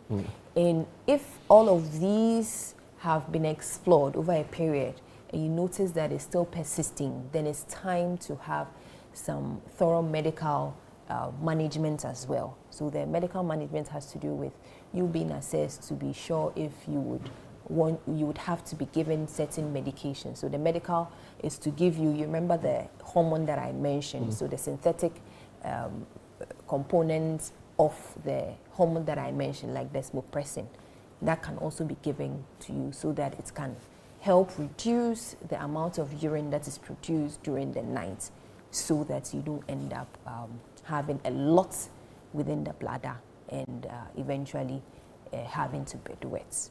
So that is basically what it is. But there are a lot of misconceptions out there, which, I mean, she mentioned, you chastising people, people thinking it's spiritual. Some people say they dream that they are urinating and then they pee.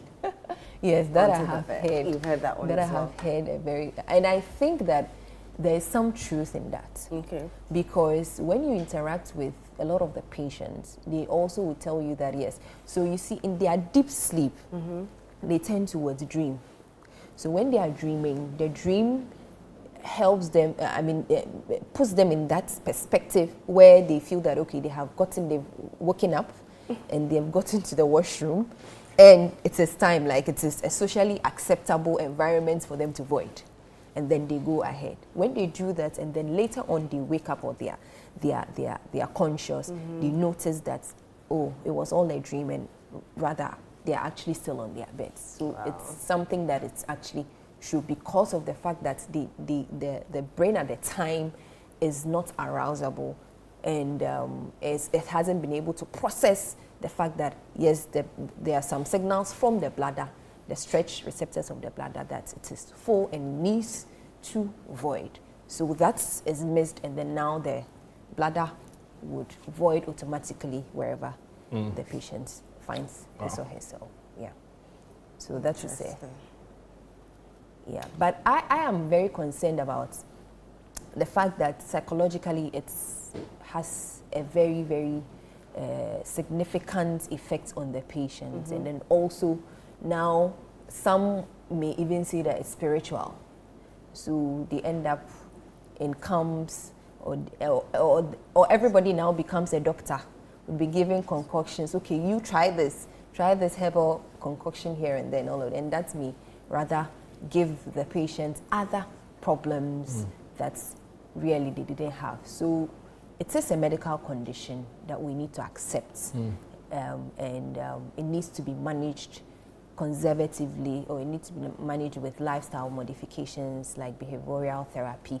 And then if for a long time you're not seeing the effects, then you can go on with the medical management. There's a question here. It says, Doctor, please, some adult men wake from their sleep only to find out that they have spoilt their boxers with sperms. What are the causes and how can it be treated? I guess we can do that in another in another show. Since they were talking about adult bedwets. It may not even be that. No. It may not even be that. We're just discovering that bedwetting is not spiritual. I'm just going to stick medical care, right? Actually, we should treat that next week. Okay, all right, sure. Yeah. So that people don't go with any. So tune in next week. You didn't add your name, but tune in next week and we'll treat that topic for you. Yeah. Wow. Thank you so much, Doc. Always a pleasure having you. We'll now go to Gushegu in the northern region, where we are being told that there are some issues there for constituents. There's a flooding problem, and our correspondent, Shawana Yusuf, filed this report. More than 6 schools and over 200 homes have been affected following the storm that swept through the Gushegu district on April 8th. Several basic schools, including Lemo, Dobila and Zinendo, as well as Gushegu Senior High School and the Nursing and Midwifery Training College, have suffered extensive damage. Teaching and learning have been severely disrupted, with some classes now held outdoors. The headmaster of Gushegu Senior High School, Imoro Salif Samed, says teachers have been forced to conduct administrative work under trees after part of the administrative block were destroyed. As we speak now, there's no light in the administration, and then it is only the ceiling that we are sitting under. The roofing sheets are no longer there. So we are now moving our offices to sit under trees to do office work.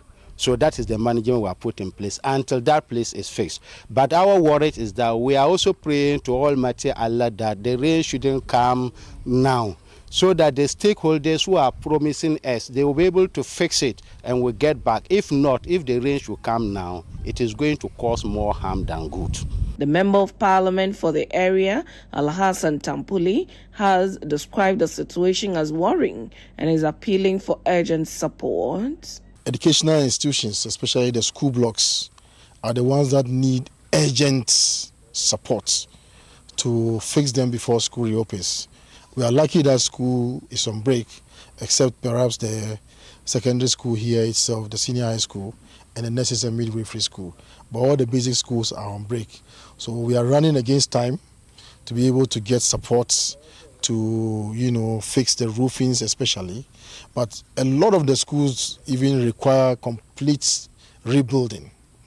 Not only did it affect the roof, but it also affected and impacted strongly the block work. Some of them you could find the block work even lying on the floor. And we are calling on well-meaning Ghanaians and corporate Ghana to come and then offer their support to us. He is calling on corporate Ghana to assist in rebuilding damaged infrastructure and restore teaching conditions.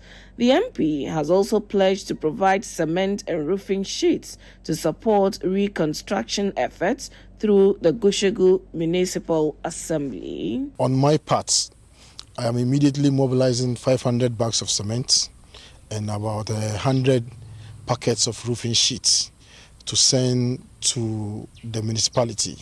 I have had an engagement with the municipal chief executive to see what he also knows. I called on him a while ago and he also gave me an indication that the assembly is also stretched. So he's also relying on me to see what I could do. And using my support and my contacts and my lobbying skills, we'll be able to see what we'll be able to do for the. I'm not even talking about individual houses that have been impacted.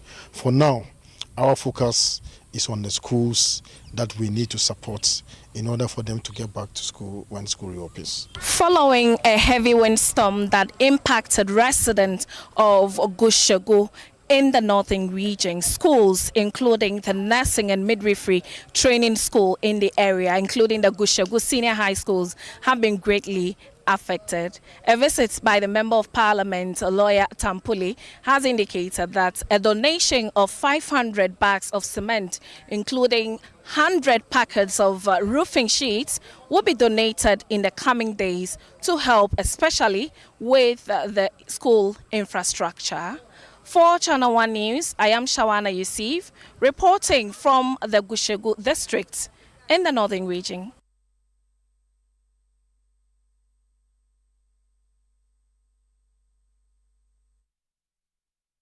So a rather troubling story. I initially said it was a flooding problem, but this is rather rainstorms destroying over 200 homes and schools. We'll move over the phone lines now and speak to our correspondent, Shawana Yusuf, who covered this particular story. Good morning, Shawana, and welcome to Sunday Breakfast. Hi, good morning, Jude. Good morning, Eno. Great to have you this morning. We want to find out, right? So we heard the Member of Parliament for the area, Hassan Tampuli, say he was going to donate some 500 bags of cement to commence work. But beyond him as a Member of Parliament, is the Assembly and other local authorities aware of this challenge?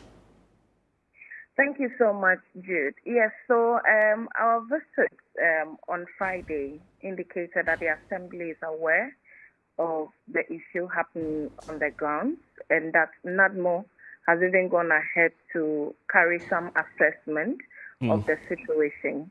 But currently, as it stands, the Assembly has indicated that they are cash-strapped. Even the NADMO office says they don't have support materials yet to be given to the affected people, and especially majority of the schools in the area that have been badly affected by the storm that happened on Wednesday. So for them, they are aware, but currently resources are not available. And from the Assembly's point of view, they've communicated saying to the national level to see whether in the coming days there will be any support coming through to support the affected people in the area. Any timelines as to when this would be resolved for them, considering that school is currently on break and scheduled to resume quite soon? Thank you. So for timelines, I'm not able to tell, but the Member of Parliament for the area, Lawyer Hassan Tampuli, indicated during his visit that it was just an assessment. He made a visit there to assess the situation as he was in Accra when the unfortunate incident happened. So after receiving numerous calls, he decided to visit the region and also straight to the area to check, have first-hand information, what the situation has been, and of what he's heard over phone, and also to assess the situation for himself and to see how best he can support. So he rather made a personal promise that as a Member of Parliament for the area, he's going to be supporting with 200 bags of cement, and that was 500 bags of cement and also 100 packets of roofing sheets to the people of Gushegu through the Assembly. But what he indicated was that because most of the schools have been affected, he is rather appealing that the support he will be bringing in the coming days should be used to take care of the educational infrastructures that have been affected. So as it stands, there's over 200 homes that have been destroyed. There is no any support in sight currently for them. So the MP is making sure that the educational infrastructures are catered for, most especially the basic ones, and also the secondary schools where Form 3 students are currently in school because of their exams. So he wants the schools to be catered for first, and then the basic schools will also be taken care of before the students resume on the break that they are currently on. So fortunately enough, most of these basic schools are on break, except for the secondary school and also the nursing and midwifery training school that has been affected, where we had students that were still on campus when we visited. Shawana, with regards to the destroyed homes, where are the residents now, and what sort of aid have they received so far? Well, so for residents, some of them have to relocate to nearby family and friends to perch, and also others who are able to take care of their situation were already working on their condition. For those who were not badly affected, they were taking care of their situation by themselves by going to get some roofing sheets to also refix the building and then get back. But for most of them, they have to relocate to stay with family, to stay with neighbors, as they look forward to see what the assembly and government and also maybe philanthropists can do about their situation to bring help very soon. With regards to the rainstorm, is this the first time such a thing has occurred, or is it a normal occurrence? Well, so with the rainstorm, if you follow the news in the past, you notice that northern Ghana have been experiencing this issue of rainstorm ripping off buildings and causing havoc here and there. I remember vividly Gushegu, this is not the first time. It has happened before, and we are not surprised to have seen this. But one thing the MP actually suggested and also appealed to residents was that should the problem be fixed, they should rather cultivate the habit of growing more trees that can serve as wind blocks for this heavy storm that usually rips off the roofs and also cause havoc during the season. I mean, it was just on Wednesday when some drizzles happened, and so in Tamale, we didn't actually feel the impact this much. Little did we know that some parts of the region, like Gushegu, was badly affected. So mostly when the rains are coming, most of them are preceded by heavy winds. So he rather appealed that after this issue had been resolved, residents should imbibe the habit of planting trees around their homes so that they can serve as wind blocks to ensure that in the near future we are able to curtail and also prevent these things from happening. I want to find out from the affected constituents, right, the 200 homes you mentioned, what have they been saying to you as far as repair work is concerned? Do they even have the means to oversee the restoration of their homes? And again, like I mentioned, just a few of them have the means to do that. Majority of them don't have the means to do that. I mean, these are poor farmers who don't even have enough from their farming activities. Talk less of this happening in a period where it is not rainy season. Harvests are all either eating or sold out, so there is no money anywhere to take care of these issues.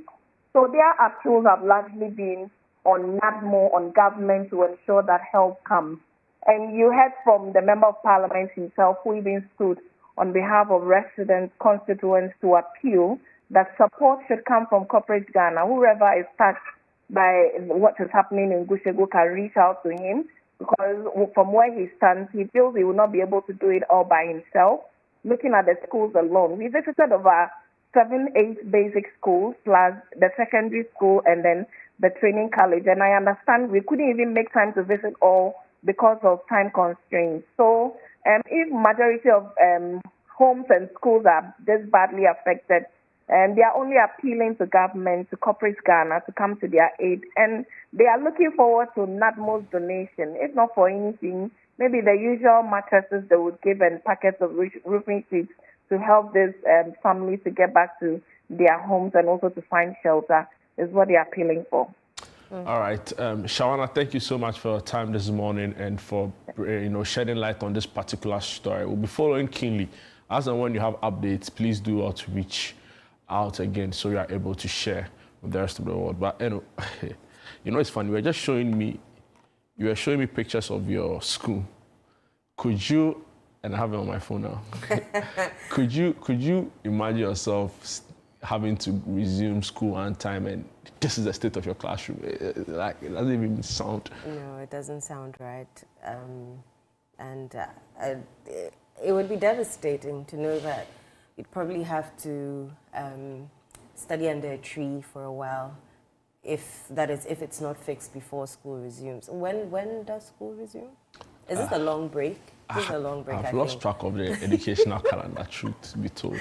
Yeah, I've lost track as well. But I think this is the long break where they go for a month or so, summer break in some other schools. But yes, and so it would be devastating. Look at the look on the children's faces. So, like Shawana said, hopefully the minister will channel resources towards the educational infrastructure that have been affected, so that before school resumes, students will get a place to study, and then they can turn their attention to the residents. I want to commend the Member of Parliament for the area, Hassan Tampoli. Yeah, very swift. Former Deputy Tourism Transportation Minister, former MPA, the CEO as well. Usually when some of these stories happen, you speak to the correspondents in the north, you clearly see a lack of MP coordination. Sometimes the MP are in Accra, then they leave it for the assembly to deal with the issue. But he's been there, he's been present, and he's promised or even pledged some commitments to it, right? So if I heard him correctly, he said he was going to donate 500 bags of cement for the reconstruction. And of course, he also mentioned that he was going to help with the roofing sheet as well. It shouldn't end there. As welcoming as this is, it shouldn't end there. We want to see a lot more advocacy. I'm sure he's even friends with the managers of the system, and I'm referring to the Minister for Education. They should advocate for much better, because I look at the roofing sheets up, but the structure of the building in itself, it's even a problem, right? So they should use their advocacy on the floor of Parliament to really look at all of this. And it's not just limited to Gushegu. Across the north, we hear similar stories. In fact, if you come even to Accra, I don't know if you remember, 2-3 weeks ago, we discussed a similar story somewhere in Bawe. So we need our lawmakers to be advocating about a national address to this problem, like tackling this problem from a national collective point of view, because it transcends political party, and we want to see that. The point is that if a child has to study under these circumstances, chances are it is it's like a failure from the beginning. Exactly, so we should give them a fighting chance. Exactly, and the minimum, barest minimum, right? So I say it's welcoming news that he's helping, but I shouldn't end there. They should get the ministry to immediately come to their help, and of course for those who have been affected in their homes as well. They should be also taken care of. One more thing that I would like to add is that the climate change is real. I'm looking around the school and I realize that trees, generally up north, there's not enough greenery. There's not enough greenery. And I think it's high time we turn our attention to planting trees, planting greenery up north. It would help of course, with a lot of things. I know. If you didn't even say it, I'll be surprised. It would help with a lot of things, especially the weather there, extremely, extremely hot. And so some of these things, meningitis, all of those things, if we plant more trees, more greenery, definitely help with these situations. Trees can serve as windbreakers for these kinds of things when it emerges. And so, yes, it would definitely help. 100% agree with you. Environmentalist. Papa. Oh, I know, Safu. We'll take a quick break. When we are back, we have an exciting conversation for our friends who have to treat or go through the process of kidney disease, dialysis. We have an exciting nutrition conversation coming up with our registered dietitian in-house. And we'll take a quick break. When we are back, there's more. Don't go away.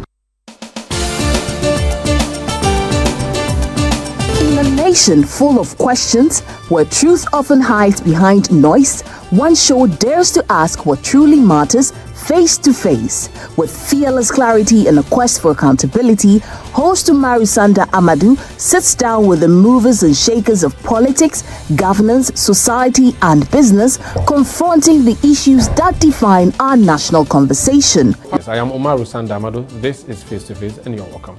I say very often on the floor of Parliament that when we were in government, we got some things right, we got some things wrong. Are you still planning to go to Parliament, or you want to look at National Party office position? No, I'll be going back to Parliament. There's an unfinished business which I need to do. Sports has 3 legs: development, management, and promotion. Disintegration is extreme. We do not wish that even on your worst enemy. Every Tuesday at 9 p.m., join Umaru Sanda Amadou on Face to Face as he digs deeper, challenges power, and reveals the stories shaping Ghana's future. Only on Channel 1 TV. Welcome to The Point of View. This is your favorite current affairs show here on Channel 1 Television. On The Point of View, we pick the right topics, get the right guests, and ask them relevant questions on issues that matter to you.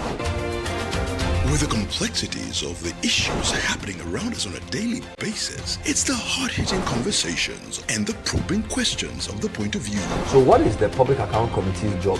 So what we do is to scrutinize, clarify, and find out why certain infractions have been made. What do these IMF programs try to do? The current program is for budget support. Okay. There are no projects attached. That teases apart the twisted entanglements of politics and governance, as well as religious and social discourse. The Point of View brings you the policymakers and duty bearers and drills down to the very bottom of issue. What authority do you have? The Point of View airs every Monday and Wednesday at 9 p.m. only on Channel 1 TV.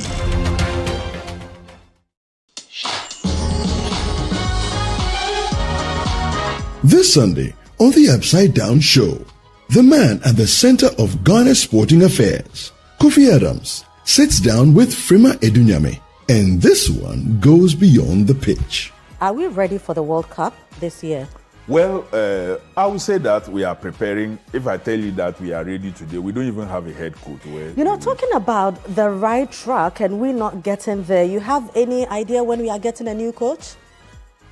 We have 3 names already, right? Hopefully, if by this weekend we don't announce the coach, latest by Monday, we should be able to announce. Okay. Which year were you teaching at Adisco? Adisco, I thought from between the year 2000 and 2005. Oh, that was a long time. Yeah, what were you teaching? I taught biology and integrated science. Oh, quite interesting. Biology, everybody loves biology. Did you know that you were going to be a politician? Did you have plans? How did that happen? I was a politician. Okay. Actually, before I went into active politics. Yes. Right. I was doing right from school, from even the university. Okay. We were the foundation members of what is staying today, what has come staying today. Okay. Don't miss it. This Sunday at 7 p.m. sharp, only on Channel 1 TV.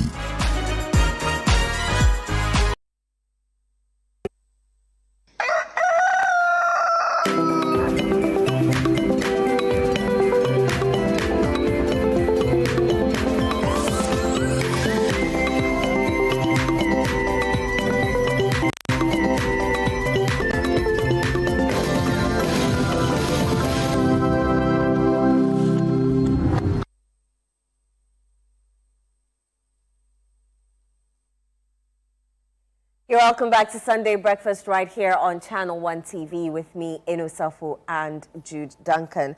We're delving into a conversation with our resident registered dietitian. I like that. Yeah, you like that, huh? Ifwa Disa Insiano Manyo, and she is with Disa Diet Consult and Medical Catering. And today we're talking Guinean kidney-friendly meals. Anna, how are you doing? I'm very good. You had a good week? Sure. How's your Easter? I had a good one.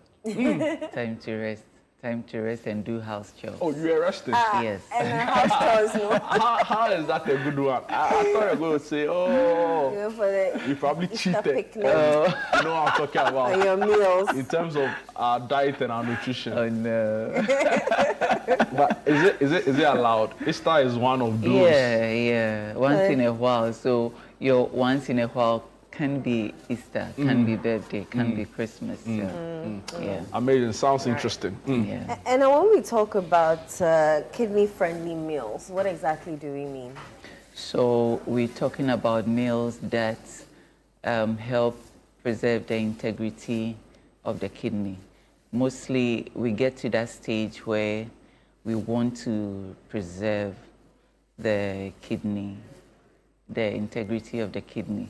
At that stage, you might have been diagnosed of chronic kidney disease. Okay, mostly it gets to the point where your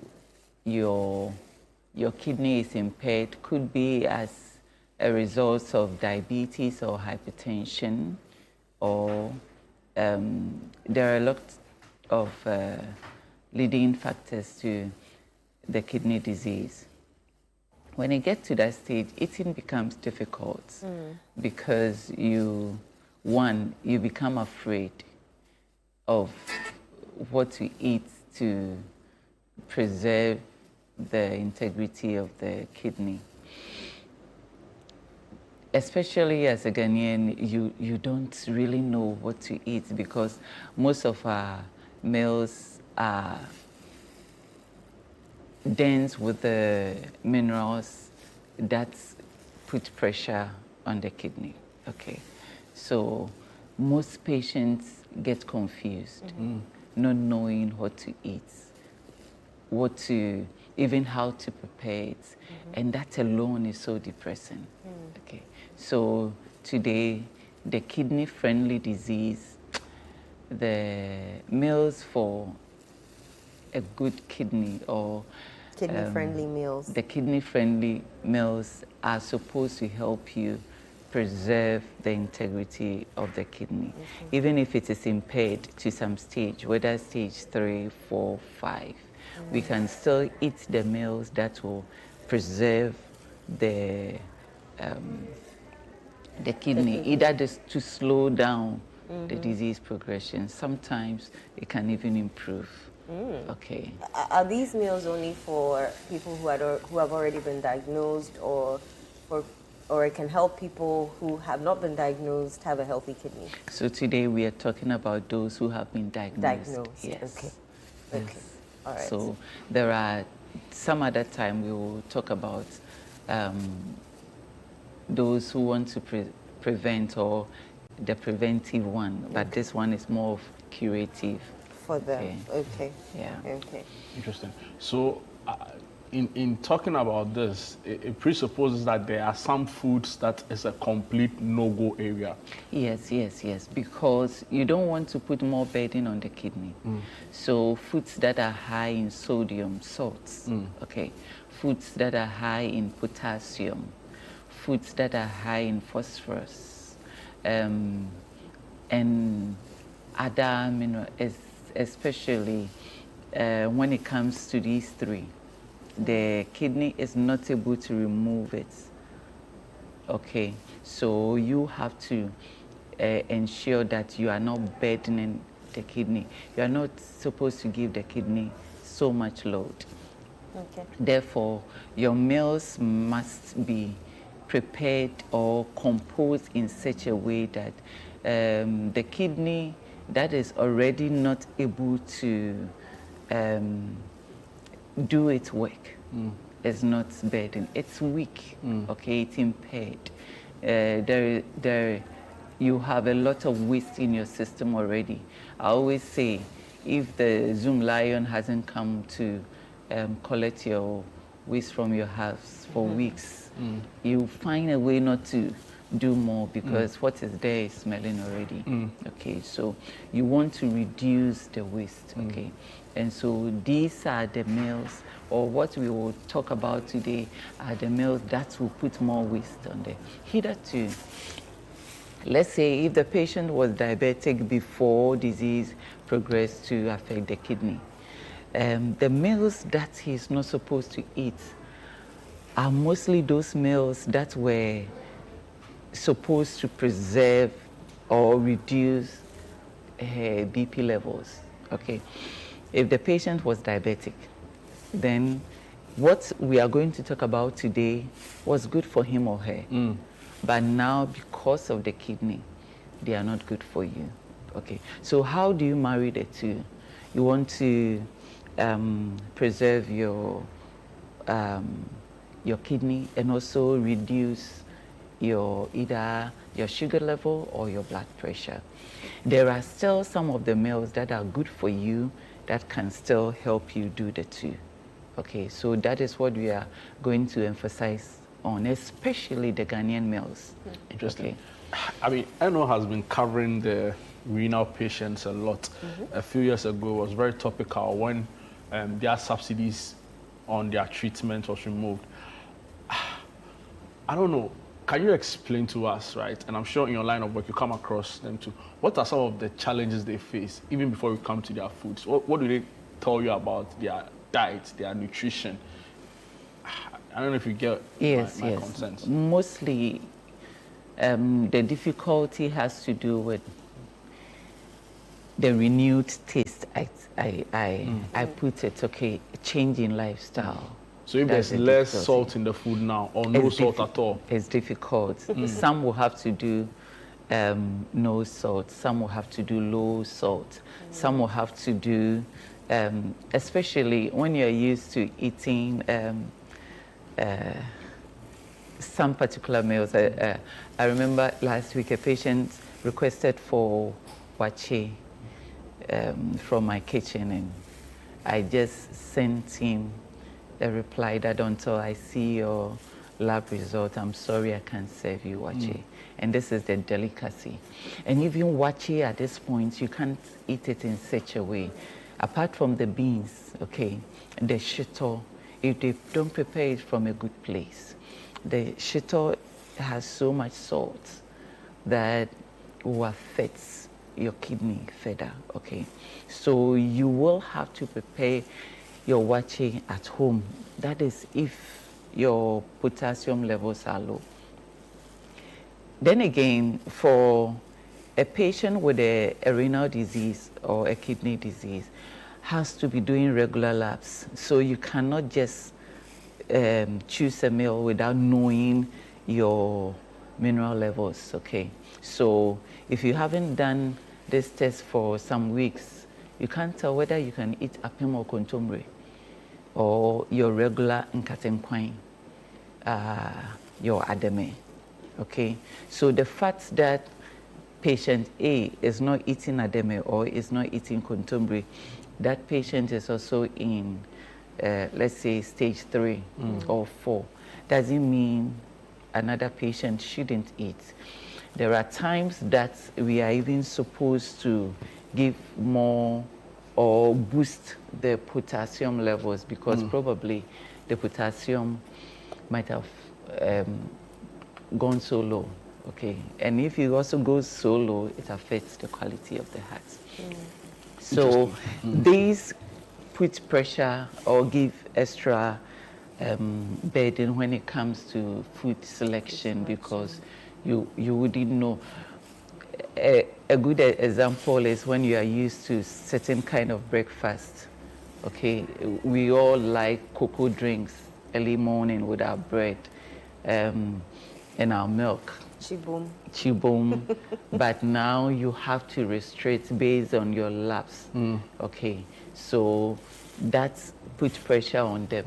And if it has to go to a point where you have to be on the machine, the cost is also that bad. Sometimes you go to the ward and we are asking if he does 3 sections, maybe she'll get better, but even how to do one becomes an issue. Yes. Wow. All right, then let's talk about our local foods. I see you have a few of them here for us. Yes. So originally, if I give you brown rice, let's say, sorry, let's say before this patient was diagnosed with this disease, that is the renal disease, he was diabetic or hypertensive. So he saw on the brown rice. I mean, when you go anywhere, that's a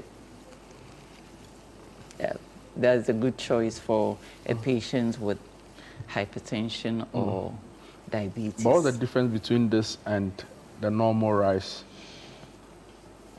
Normal rice meaning the white rice. White rice, yes. Okay. This is a whole grain. Okay. This is the normal rice. Hasn't been polished. And this is basmati rice. Okay. Basmati, the long ones, right? Yes, yes. Sorry. The rubber is being tough. I was trying to make it safe for them.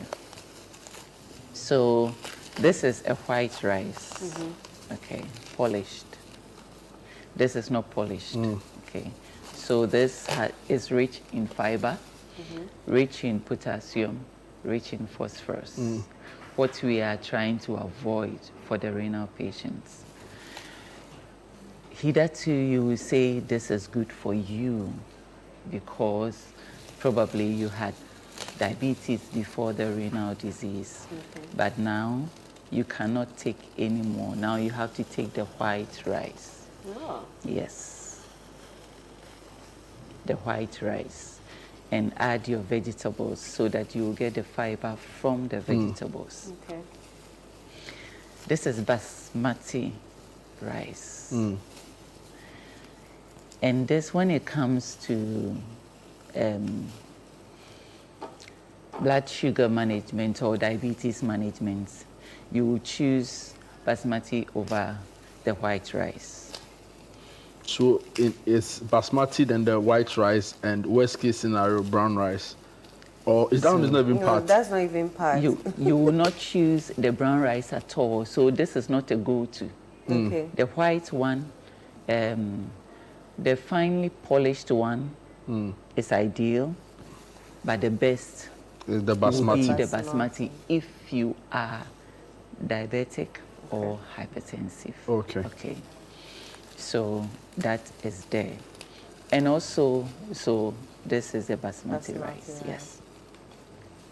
Then again, wheat, okay. So wheat would have been also very good, but wheat is also a whole grain. So you are not supposed to take wheat if your kidneys are impaired. So it means that all the brown bread out. Yes. Weetabix out. Yes. Everything wheat related out. Yes. Unless you have gotten to a point where your potassium levels are low. That's when, if you enjoy these meals, you can take advantage of the period where your potassium levels are low. Sometimes they say that when you know you are going on the machine tomorrow, then tonight you can eat your favorite that you are not supposed to eat. Oh, okay. Why? But because you are going to clear the waste tomorrow. Oh, okay. The waste that the kidney is not going to. So that's the dialysis. Yes, if you are going for dialysis. But I will always say, yes, in moderation, because if you have too much waste that you are not able to thoroughly clear, you still have a build-up in the system. Okay. So even if you are going for dialysis, still you have to manage these ones. Then bread. If we are choosing between the butter bread and the sugar bread, and tea bread, the one with the white thing around it, and soft, and the inside is white. Like that. Wow. So, which one is best? So we would choose the white one. We prefer that to the brown bread because of the whole grain in the brown bread. you wouldn't want to go for sugar bread. I never thought I'd hear that brown bread is bad for anybody. That's true. Yeah. But and, you know, now there's so much different kinds of breads. Like there's bread with some raisins inside. I mean, so tuna bread. There's a multi-grain. There's so many things, right? I don't know what your... For me, if you ask me, a renal patient, if I really want to manage well, I will not do bread. At all. But you see, it's a Ghanaian thing. You see how you both said that? Because we love bread. It's almost... If you see Ghanaian, then you see bread. It's a substitute for bread. So that is why we're discussing Ghanaian friendly. But even outside, you see most of the literature or interventions, they will add a toast, a slice or two. But you see, like I always say, nature preserves nature. So far as it is impaired already, the kidney is impaired already. When you do more natural foods, okay, you are good to go. But because of difficulty in compliance, we want to say, if you have to choose bread, then go for the white. Otherwise, you can have your meal in the morning without bread. Apart from bread-based meals, there are other ones. What are you taking the bread with? Is it Milo? The Milo is not so good for you unless your potassiums are low, unless your phosphorus levels are low. Otherwise, the Milo with the milk, and as a fancy woman as we are, we would want the thick one, which is not so good. Yeah. So the sugar in there is not good for you. As a point, the cocoa will not be good for you unless your labs say otherwise. Okay, and so what are you eating the bread with? Is it with salads? Okay, then have lots of the salad and go for a slice. At least you have taken accoutrements on the salad, like the salad cream. You don't need them. You don't need them. You don't need the cream. You don't need there's so much salt in the cream. There's so much sugar in the cream. If you are going for tin fish to enhance the taste, tin fish is not good for you because there's so much salt. Every canned food, okay, we will get there. Yeah. Okay, but the salad should be the plain one, enhanced with your little vinegar, with your ginger and garlic. Ginger and garlic is very good for you. But you know, you might say, but give yourself a week or two. Your tongue will be preferring this. You would have acquired that taste. And with the vision of preserving the integrity of your kidney, you might want to do the adjustment. So it is the adjustment. Having the tomato stew with plain rice. And now we are saying don't do tomato stew with plain rice. Or even if you do the tomato stew, add just a little tomatoes, okay? When the potassium levels are good, just add a little tomatoes. You can still have a very good meal, okay? Your vegetable stew will be nice. Okay, so we can prepare our garden esabum without tomatoes. The kidney patient is good. You can have your contombre abum without your tomatoes. When you're having contombre with tomatoes, the burden or the load becomes heavier because tomatoes is not good for you.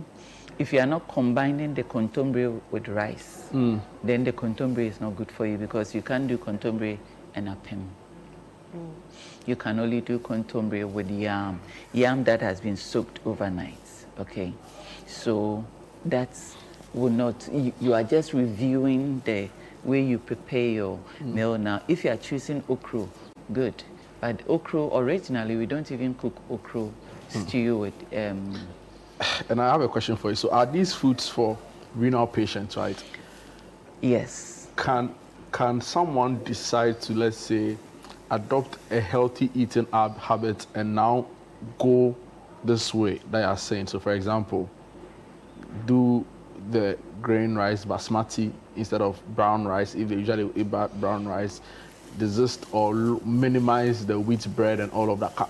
Is it like if we adopt these things, are we helping our kidneys? Is that a point? Please. No, please. So this is specifically for treatment? Yes, because what we are taking from it is also very good for a normal kidney or a normal functioning kidney, the hearts, and also the good blood sugar regulations. Okay, so if you are not a renal patient and you want to stop eating salt, a little salt is okay. Okay. Okay. If you want to leach or if you want to take white rice, your sugar level might go high. If you want to stop eating contomere and tomatoes are very good. Okay. But when the kidney, the function of the kidney reduces, the kidney is not able to function anymore. In that case, you don't have to load it.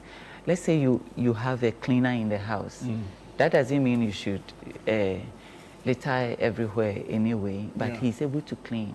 Okay, so you are able to do, if I have to party and I want to do it home, I can do it and the cleaner will come. But if I don't have, I'll say, let's go and do it outside where somebody else can clean.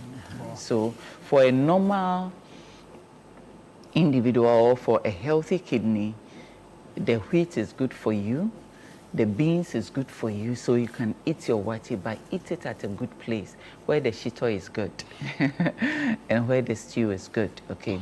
But I would say the tomato paste that is added to the stew that makes the stew unhealthy is still unhealthy for a normal. So that's the rich sodium, right? Because you use a lot of sodium for some of these. Exactly. I mean, all the canned products have issues with sodium, and they are preserved with potassium, which is not good. So the concentrate is high? Yes. Wow. Okay. Wow. So for a normal emutuo joints, if you want to go to emutuo joints with a renal patient, then you have to prepare it at home. You don't have to eat outside easily once in a while, because outside sodium the contents are high. Yes. And I'm not even sure what they use. And the even monosodium, the conditions. Yes, everything in there is not good for you. Okay, so you have to learn to prepare your meals at home or get it from a source that you are sure that they adhere to what you are not supposed to eat and supposed to eat. Okay, they know what they are doing for you. They are giving you a renal. I must say, few of them are coming up these days that if you say you want a renal meal, they know what. But even that you question, so that you are sure. Wow. Abenkwine is a once in a while. Katenkwine. What other meal? Ebunubunu. That one is part of that one is correct. Oh, that's green, right? Oh, ebunebunu because of the green. But if you are eating ebunebunu with... Hey, now there's a but. Yes. Because ebunebunu with fufu now becomes an issue. Okay. Especially if you have gotten to the advanced stage. Okay. But ebunebunu with, let's say, emutuo, then... Is it impossible? So then, and I are saying that I have never heard it before. And I are conjuring things on the show. But the soups that we enjoy as Ghanaians, if you're a renal patient, the only proper soup for you is a bunebunu. Even at some point. At some point. Okay, but you see, if you are a renal patient who is monitoring your labs, you know when to take the bunebunu, you know when to take the granite soup. If you are taking granite soup, let's say once in a month, it's okay. It's okay. Okay, you can take it once in a month. If you're taking palm nut soup, but even that, you are taking the groundnut soup very light, not the thick one that we all enjoy, okay? Because the groundnut is not so good for you on a regular basis. So once in a while thing. Palm nut soup once in a while thing, okay? You can prepare your light soup without lots of tomatoes and you are good to go. With your vegetables, you are good to go. Ebunebuno, if it's going with rice balls, it's okay. If you want it with fufu once in a while, maybe once in 2 weeks when you have checked your labs. Everything needs to come from your labs. Exactly. So that you will know your levels, okay? What I can eat now, or I should stop this because I'm getting to the limit already. I don't want to get to the ceiling. So it should be, some people do it every 2 weeks, some people do it every month, so that at least you know how to play your cards. Even if you are on dialysis, you still have to monitor your labs so that you don't eat the wrong thing. If you are eating banku, of course, last time we talked so much about banku, the preference between banku, banku kenke, banku ga kenke akple, and then the fanti kenke. We all agree that the fanti kenke will be the go-to. But was yes, some people are so scared that they don't even want to add a little of the corn susa to their and then they may prepare you. They say right now there's somebody called corn susa. Wait. You know it? No, I haven't. So this is corn susa or abedru. Okay. In my dialect, we call it amadridi. Oh, okay. Okay. They are Guna girls. I hear if you go to Makola, South the traders call it. Is it healthy? Oh, very, very, very healthy. One day I'll do a section on this alone. Very, very healthy. Is that what we call tiger something, or it's not this? No, this is turkey berry. This is turkey, not tiger. Turkey berries. Okay. This is turkey berries. So it's very good. You can add a little. You don't run away from it at all. Another way you tie it to you like it didn't go actually. As if I'm taking it outside. Like so. Like I just asked them to I asked them to pack it for me. Interesting. I like that. So these are turkey berries. These are turkey berries. And for soup, stew, everything. Yes. So you blend them, right? Yes. Or you leave them inside, you cook them. You grind them if you are doing abom. And I'm saying abom more because for renal patients, abom, and even for healthy eating, abom is more preferred to stews, okay? Especially the renal patient is supposed to reduce the calories from oil, okay? So you don't want to stew your stuff for too long. So the little nutrient in there, you don't want the fire to burn it and destroy it. So the abom is very preferred, and you can add a little of this to your, but when you are doing kontomire, then please choose kontomire and leave this, okay? Makes but sense. when you are doing the gardener stew, then you can choose a little and add. Okay. So normally that is what we all prefer. And kokonte, all of us are delicacy, kokonte. Okay, once in a while thing. Okay. Yes, once in a while thing. So then as a Ghanaian, what should we eat? You see, if you monitor your labs, you will notice that you can eat most of the things we are saying once in a while when you see that, because it doesn't stay up there throughout. There are times you can eat this because your potassium levels have come low. Then you can eat some of these things in moderation, okay? Yeah. Even when you know how to cook them and leach well, you can eat. The plantain eda apema do kompa. You can really have 1 or 2 fingers of plantain with hot pepper without tomatoes. But it's nice. Or you can have it with the gardener's abum. It's very nice. You can have it with hot again. These days, I have realized that when you blend the gardeners and use it for pepper sauce, add it like it's nice. You see, you just have to explore. And I just give us so that you don't exploring. Is that Omuto and Ebnu?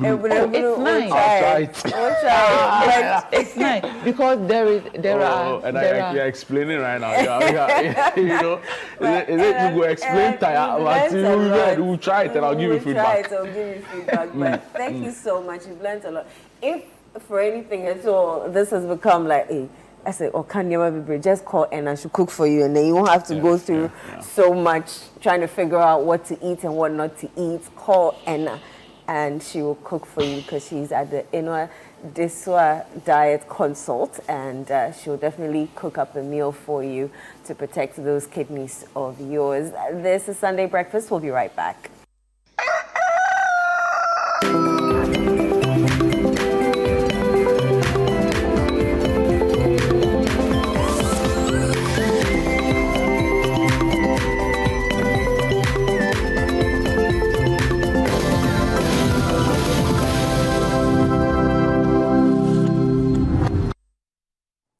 You're welcome back to Sunday Breakfast right here on Channel 1 TV with me, Inu Safo. That was our nutrition segment. You can go on our YouTube channel and you can get the link for that. Let's do some birthdays quickly before we do sports. And this birthday message is going out to Kwesi Dramana Osafo Turkson and of Most Holy Heart School. You are 11 years old today, and this is from your parents and your family, and they are praying number 6 verses 24 to 26 over your life. They're asking the Lord to make his face shine on you and be gracious to you and turn his face towards you and give you peace that surpasses everything.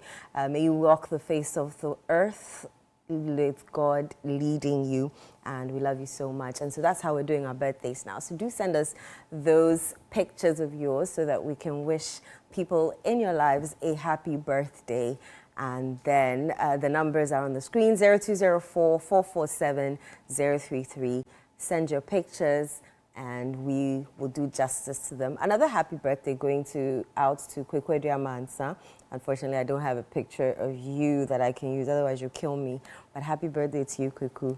From the bottom of my heart, I love you, and I wish you an amazing, amazing day. We'll talk later. All right, let's come back in studio. Abeku. How are you doing? I'm a miracle. How are you too? I'm very well, thank you. That's great. Good I to see you. You know, for a while when I saw it, I was like, wait, is this a new jersey? But then I realized this is Republic of Football jersey. It's not the announcing thing. It's not the announcing one. Let's talk about the Black Stars job. Yeah. Who's getting it? Look, there have been names. Okay. There have been. There have been names. I mean, off the top of my head, we did 5 when the role became vacant. And the 5 we did on the initial was from calls that we made and got that 5. And later I was shortlisted to 3. And the minister had indicated that there were going to be discussions. First, when the FA was summing it up to 3, we also had intel for the 3. And the minister said Friday there was going to be an announcement, or Monday, because there was an executive meeting to wrap things up. Then over the weekend, we hear that there's extra 2. Why are we doing this? I feel we are wasting time. It's less than 60 days to the World Cup now. Wow. You should have a coach. Yeah. Well, we have this too. Let's talk about the man on your screen, Okay. Tom Saintfiet. He's known in Africa for exploits with, you know, a number of countries. Of course, he took Gambia to the quarterfinals of the 2021 edition of the AFCON. He's done stints with Namibia. He's played over 100 plus FIFA games. You know, he's had a stint here in Africa. He wants the job himself. I have a journalist friend who's very close to him, who, you know, registered. For the first time when we had the list of coaches, before Otto came in, you know, when the criteria was out, he applied himself. Oh, he did? So he wants the job, and he has a wealth of experience here in Africa, and he seems to know the demand of African football. He feels with the talent at the Black Stars, it surpasses the likes of Mali. He's had stints with Gambia, Namibia, and the likes. So he feels taking Ghana up would give him that slot. You know, Ghana has a certain pedigree, plus or minuses. I mean, we've become 14th in the world before, so he knows the pedigree of the Black Stars. Right. We've been to the quarterfinals, of course, the first African country to have gotten that far into the World Cup. He knows the pedigree of the national team. He wants the job, so his name is also in the picture. But as of Friday, our sources indicated that the Ghana Football Association will be naming the coach on Monday, so they're done with everything. The minister also indicated in an interview on record that it's either Friday or Monday. Yeah, So if the minister is confirmed, means there've been interviews that's been done and all of that, and we have a coach, but the announcement, because over the weekend you can't really do. Planted at the airport, or nobody will come in before the day. Oh no! Or they'll just announce without the person being present. Without the person being present. Okay. So they'll announce the coach on Monday. Yeah. So Tom wants the job. We are seeing his name. The sources saying that we have the coach. Okay. They are done. My question to you is, even if we get a new coach, what kind of pressure are we putting on him? Because he has less than 60 days to get to know the Black Stars as a team. He may know them individually playing for foreign teams, but how does he, you know, put the team together and coach them? I don't think that we can put pressure on him to take us past the group stages. Oh, we should pass the group stages. Okay. No, because it's an expanded World Cup, 48 teams. 48 teams. And what it means is that if you finish the group stage, you are now starting the World Cup proper. That's true. So that's about 104 games in entirety for the whole competition. Right. But, you know, as a country, Ghana, it will not be your normal 7 plus minus games you play in the tournament, because it's expanded now. So when you get out of the group stage, it's as if you are now in the group stage, because that's run of 32 for you to really get your team on. So it should be, that's why we are looking for a certain kind of coach. You know, then there's Bilic too. Bilic has had stints with West Bromwich Albion, West Ham as well. You know, who knows the game as well. Does he understand African football? Yeah. Say again. Does he understand African football? That's his national stint has been with Croatia, which he took them to the Euro 2008. So he doesn't really have the African thing in him like Tom Saintfiet, if you want to draw comparisons, you know. But you know, back to your question, not to drift. I feel we should go past the group stages. We should hire a manager who understands the players. The majority of our players, fortunately for us, play in Europe, and he has the opportunity to watch them play. And for a coach, you only look at how you can use a player by watching them in real game situation, and then you draw the plus and the minuses. For example, Pep watches Antoine Samanya because he's a Ghanaian. He plays for AFC Bournemouth and knows you know, his strengths. Okay, he's good on the flanks, and these are his strengths. He can play on both. He plays with both feet, and if I fit him into this role, sometimes as a false number 9, he'll be able to, because he loves to drift in and then and bang, you know, or he goes on the wide areas and run with the ball and then cut in. You need to know these traits of our players, watch clips over and over again to be able to use them. So I feel a coach coming, I don't fancy Bilic. Well, respects to what he did in 2008, but I look at him, and he's also a defensive-minded coach. Right. So if we are labeling a lot of defensive-minded coaches, we should go for the one who's gotten, the one who's informed, the one who's had stint with, teams that've gotten a lot of weight and can do the job for us. So we'll wait and see. We have an idea of who's going to be the coach per what we are told, by our sources. We want to wait for tomorrow. Tomorrow to confirm final. Yeah. And do we have a time, a specific time, or we'll just? No, they just said. So it's the Friday latest, Monday. Camp at the GFA and wait for that announcement, or what? Like, is there not a set time? No, so this announcement, I feel, will be much more like not. I don't know what it's going to do. It's going to be a presser. Yeah, but mostly. It's like when we're waiting for the EC to declare who won the election. And you don't know the time. Actually, I see. So we are just waiting on the FA to let us know. And I know you have friends within the Black Stars. What are their thoughts? They would, unfortunately, anyone who comes in might want his own backroom stuff. Yeah, but of course there will still be friends around. They are just ready for any coach who comes in. Okay.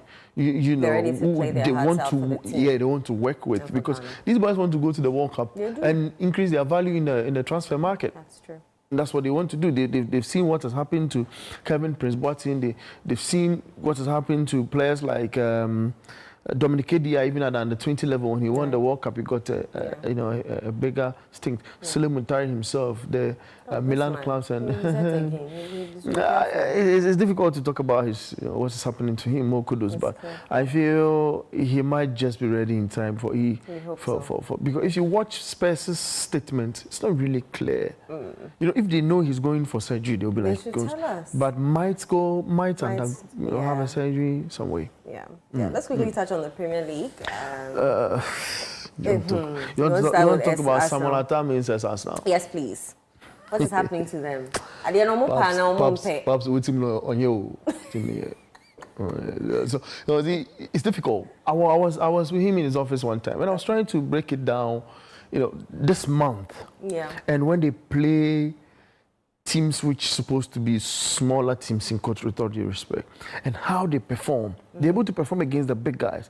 But when they meet the likes of Bournemouth... Do you think they underestimate those teams and that might be their problem? Yesterday, you cannot underestimate them. You have about 10 corners, about 30 throw-ins. Ball possession, you dominate about 52% in ball possession.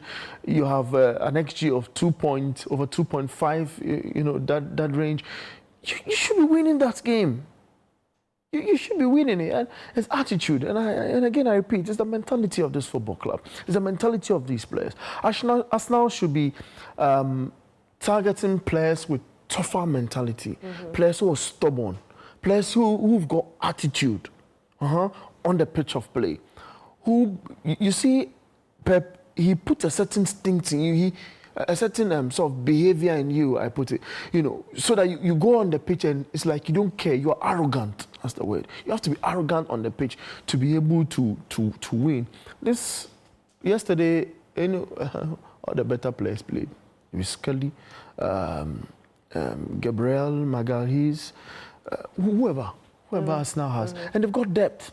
We've cried about the squad not having proper backup, in time past, but they have it now, and still it's like, they're just behaving like Arsenals. Interesting. Yeah, behaving like Arsenal, which is not. There's Republic of Football. The big game is Manchester City, Chelsea later at 4:30. No, at 3:30. Time confusing a little. I know. but there are games. It starts at 1. Okay. There are 3 games we play at 1. What time should we join you guys? We're on at 2. We're finishing at 5. If the Arsenal Chelsea has the potential of extending, we live with you to the end of the game. Okay. And then later at 9 to 10:30 p.m. we've got scorecard on TV. So we've got the radio meal and the TV meal as well. So you join us, later in the course of the day. There's a lot to talk about in the world of football. Okay, there's a quick birthday message, and let me mention that if you want us to put the picture out there, you need to send it early so that we can work on it and make it TV friendly. But this one is to Aliyah. Happy birthday. We're wishing good health and abundant wealth. May Allah continue to shower his blessings on you. You are loved, baby. Oh, cute. Anyway, thanks for joining us. This has been Sunday Breakfast. I am Edo Safu. We will definitely come your way again next weekend. Do enjoy Channel 1 TV. Bye.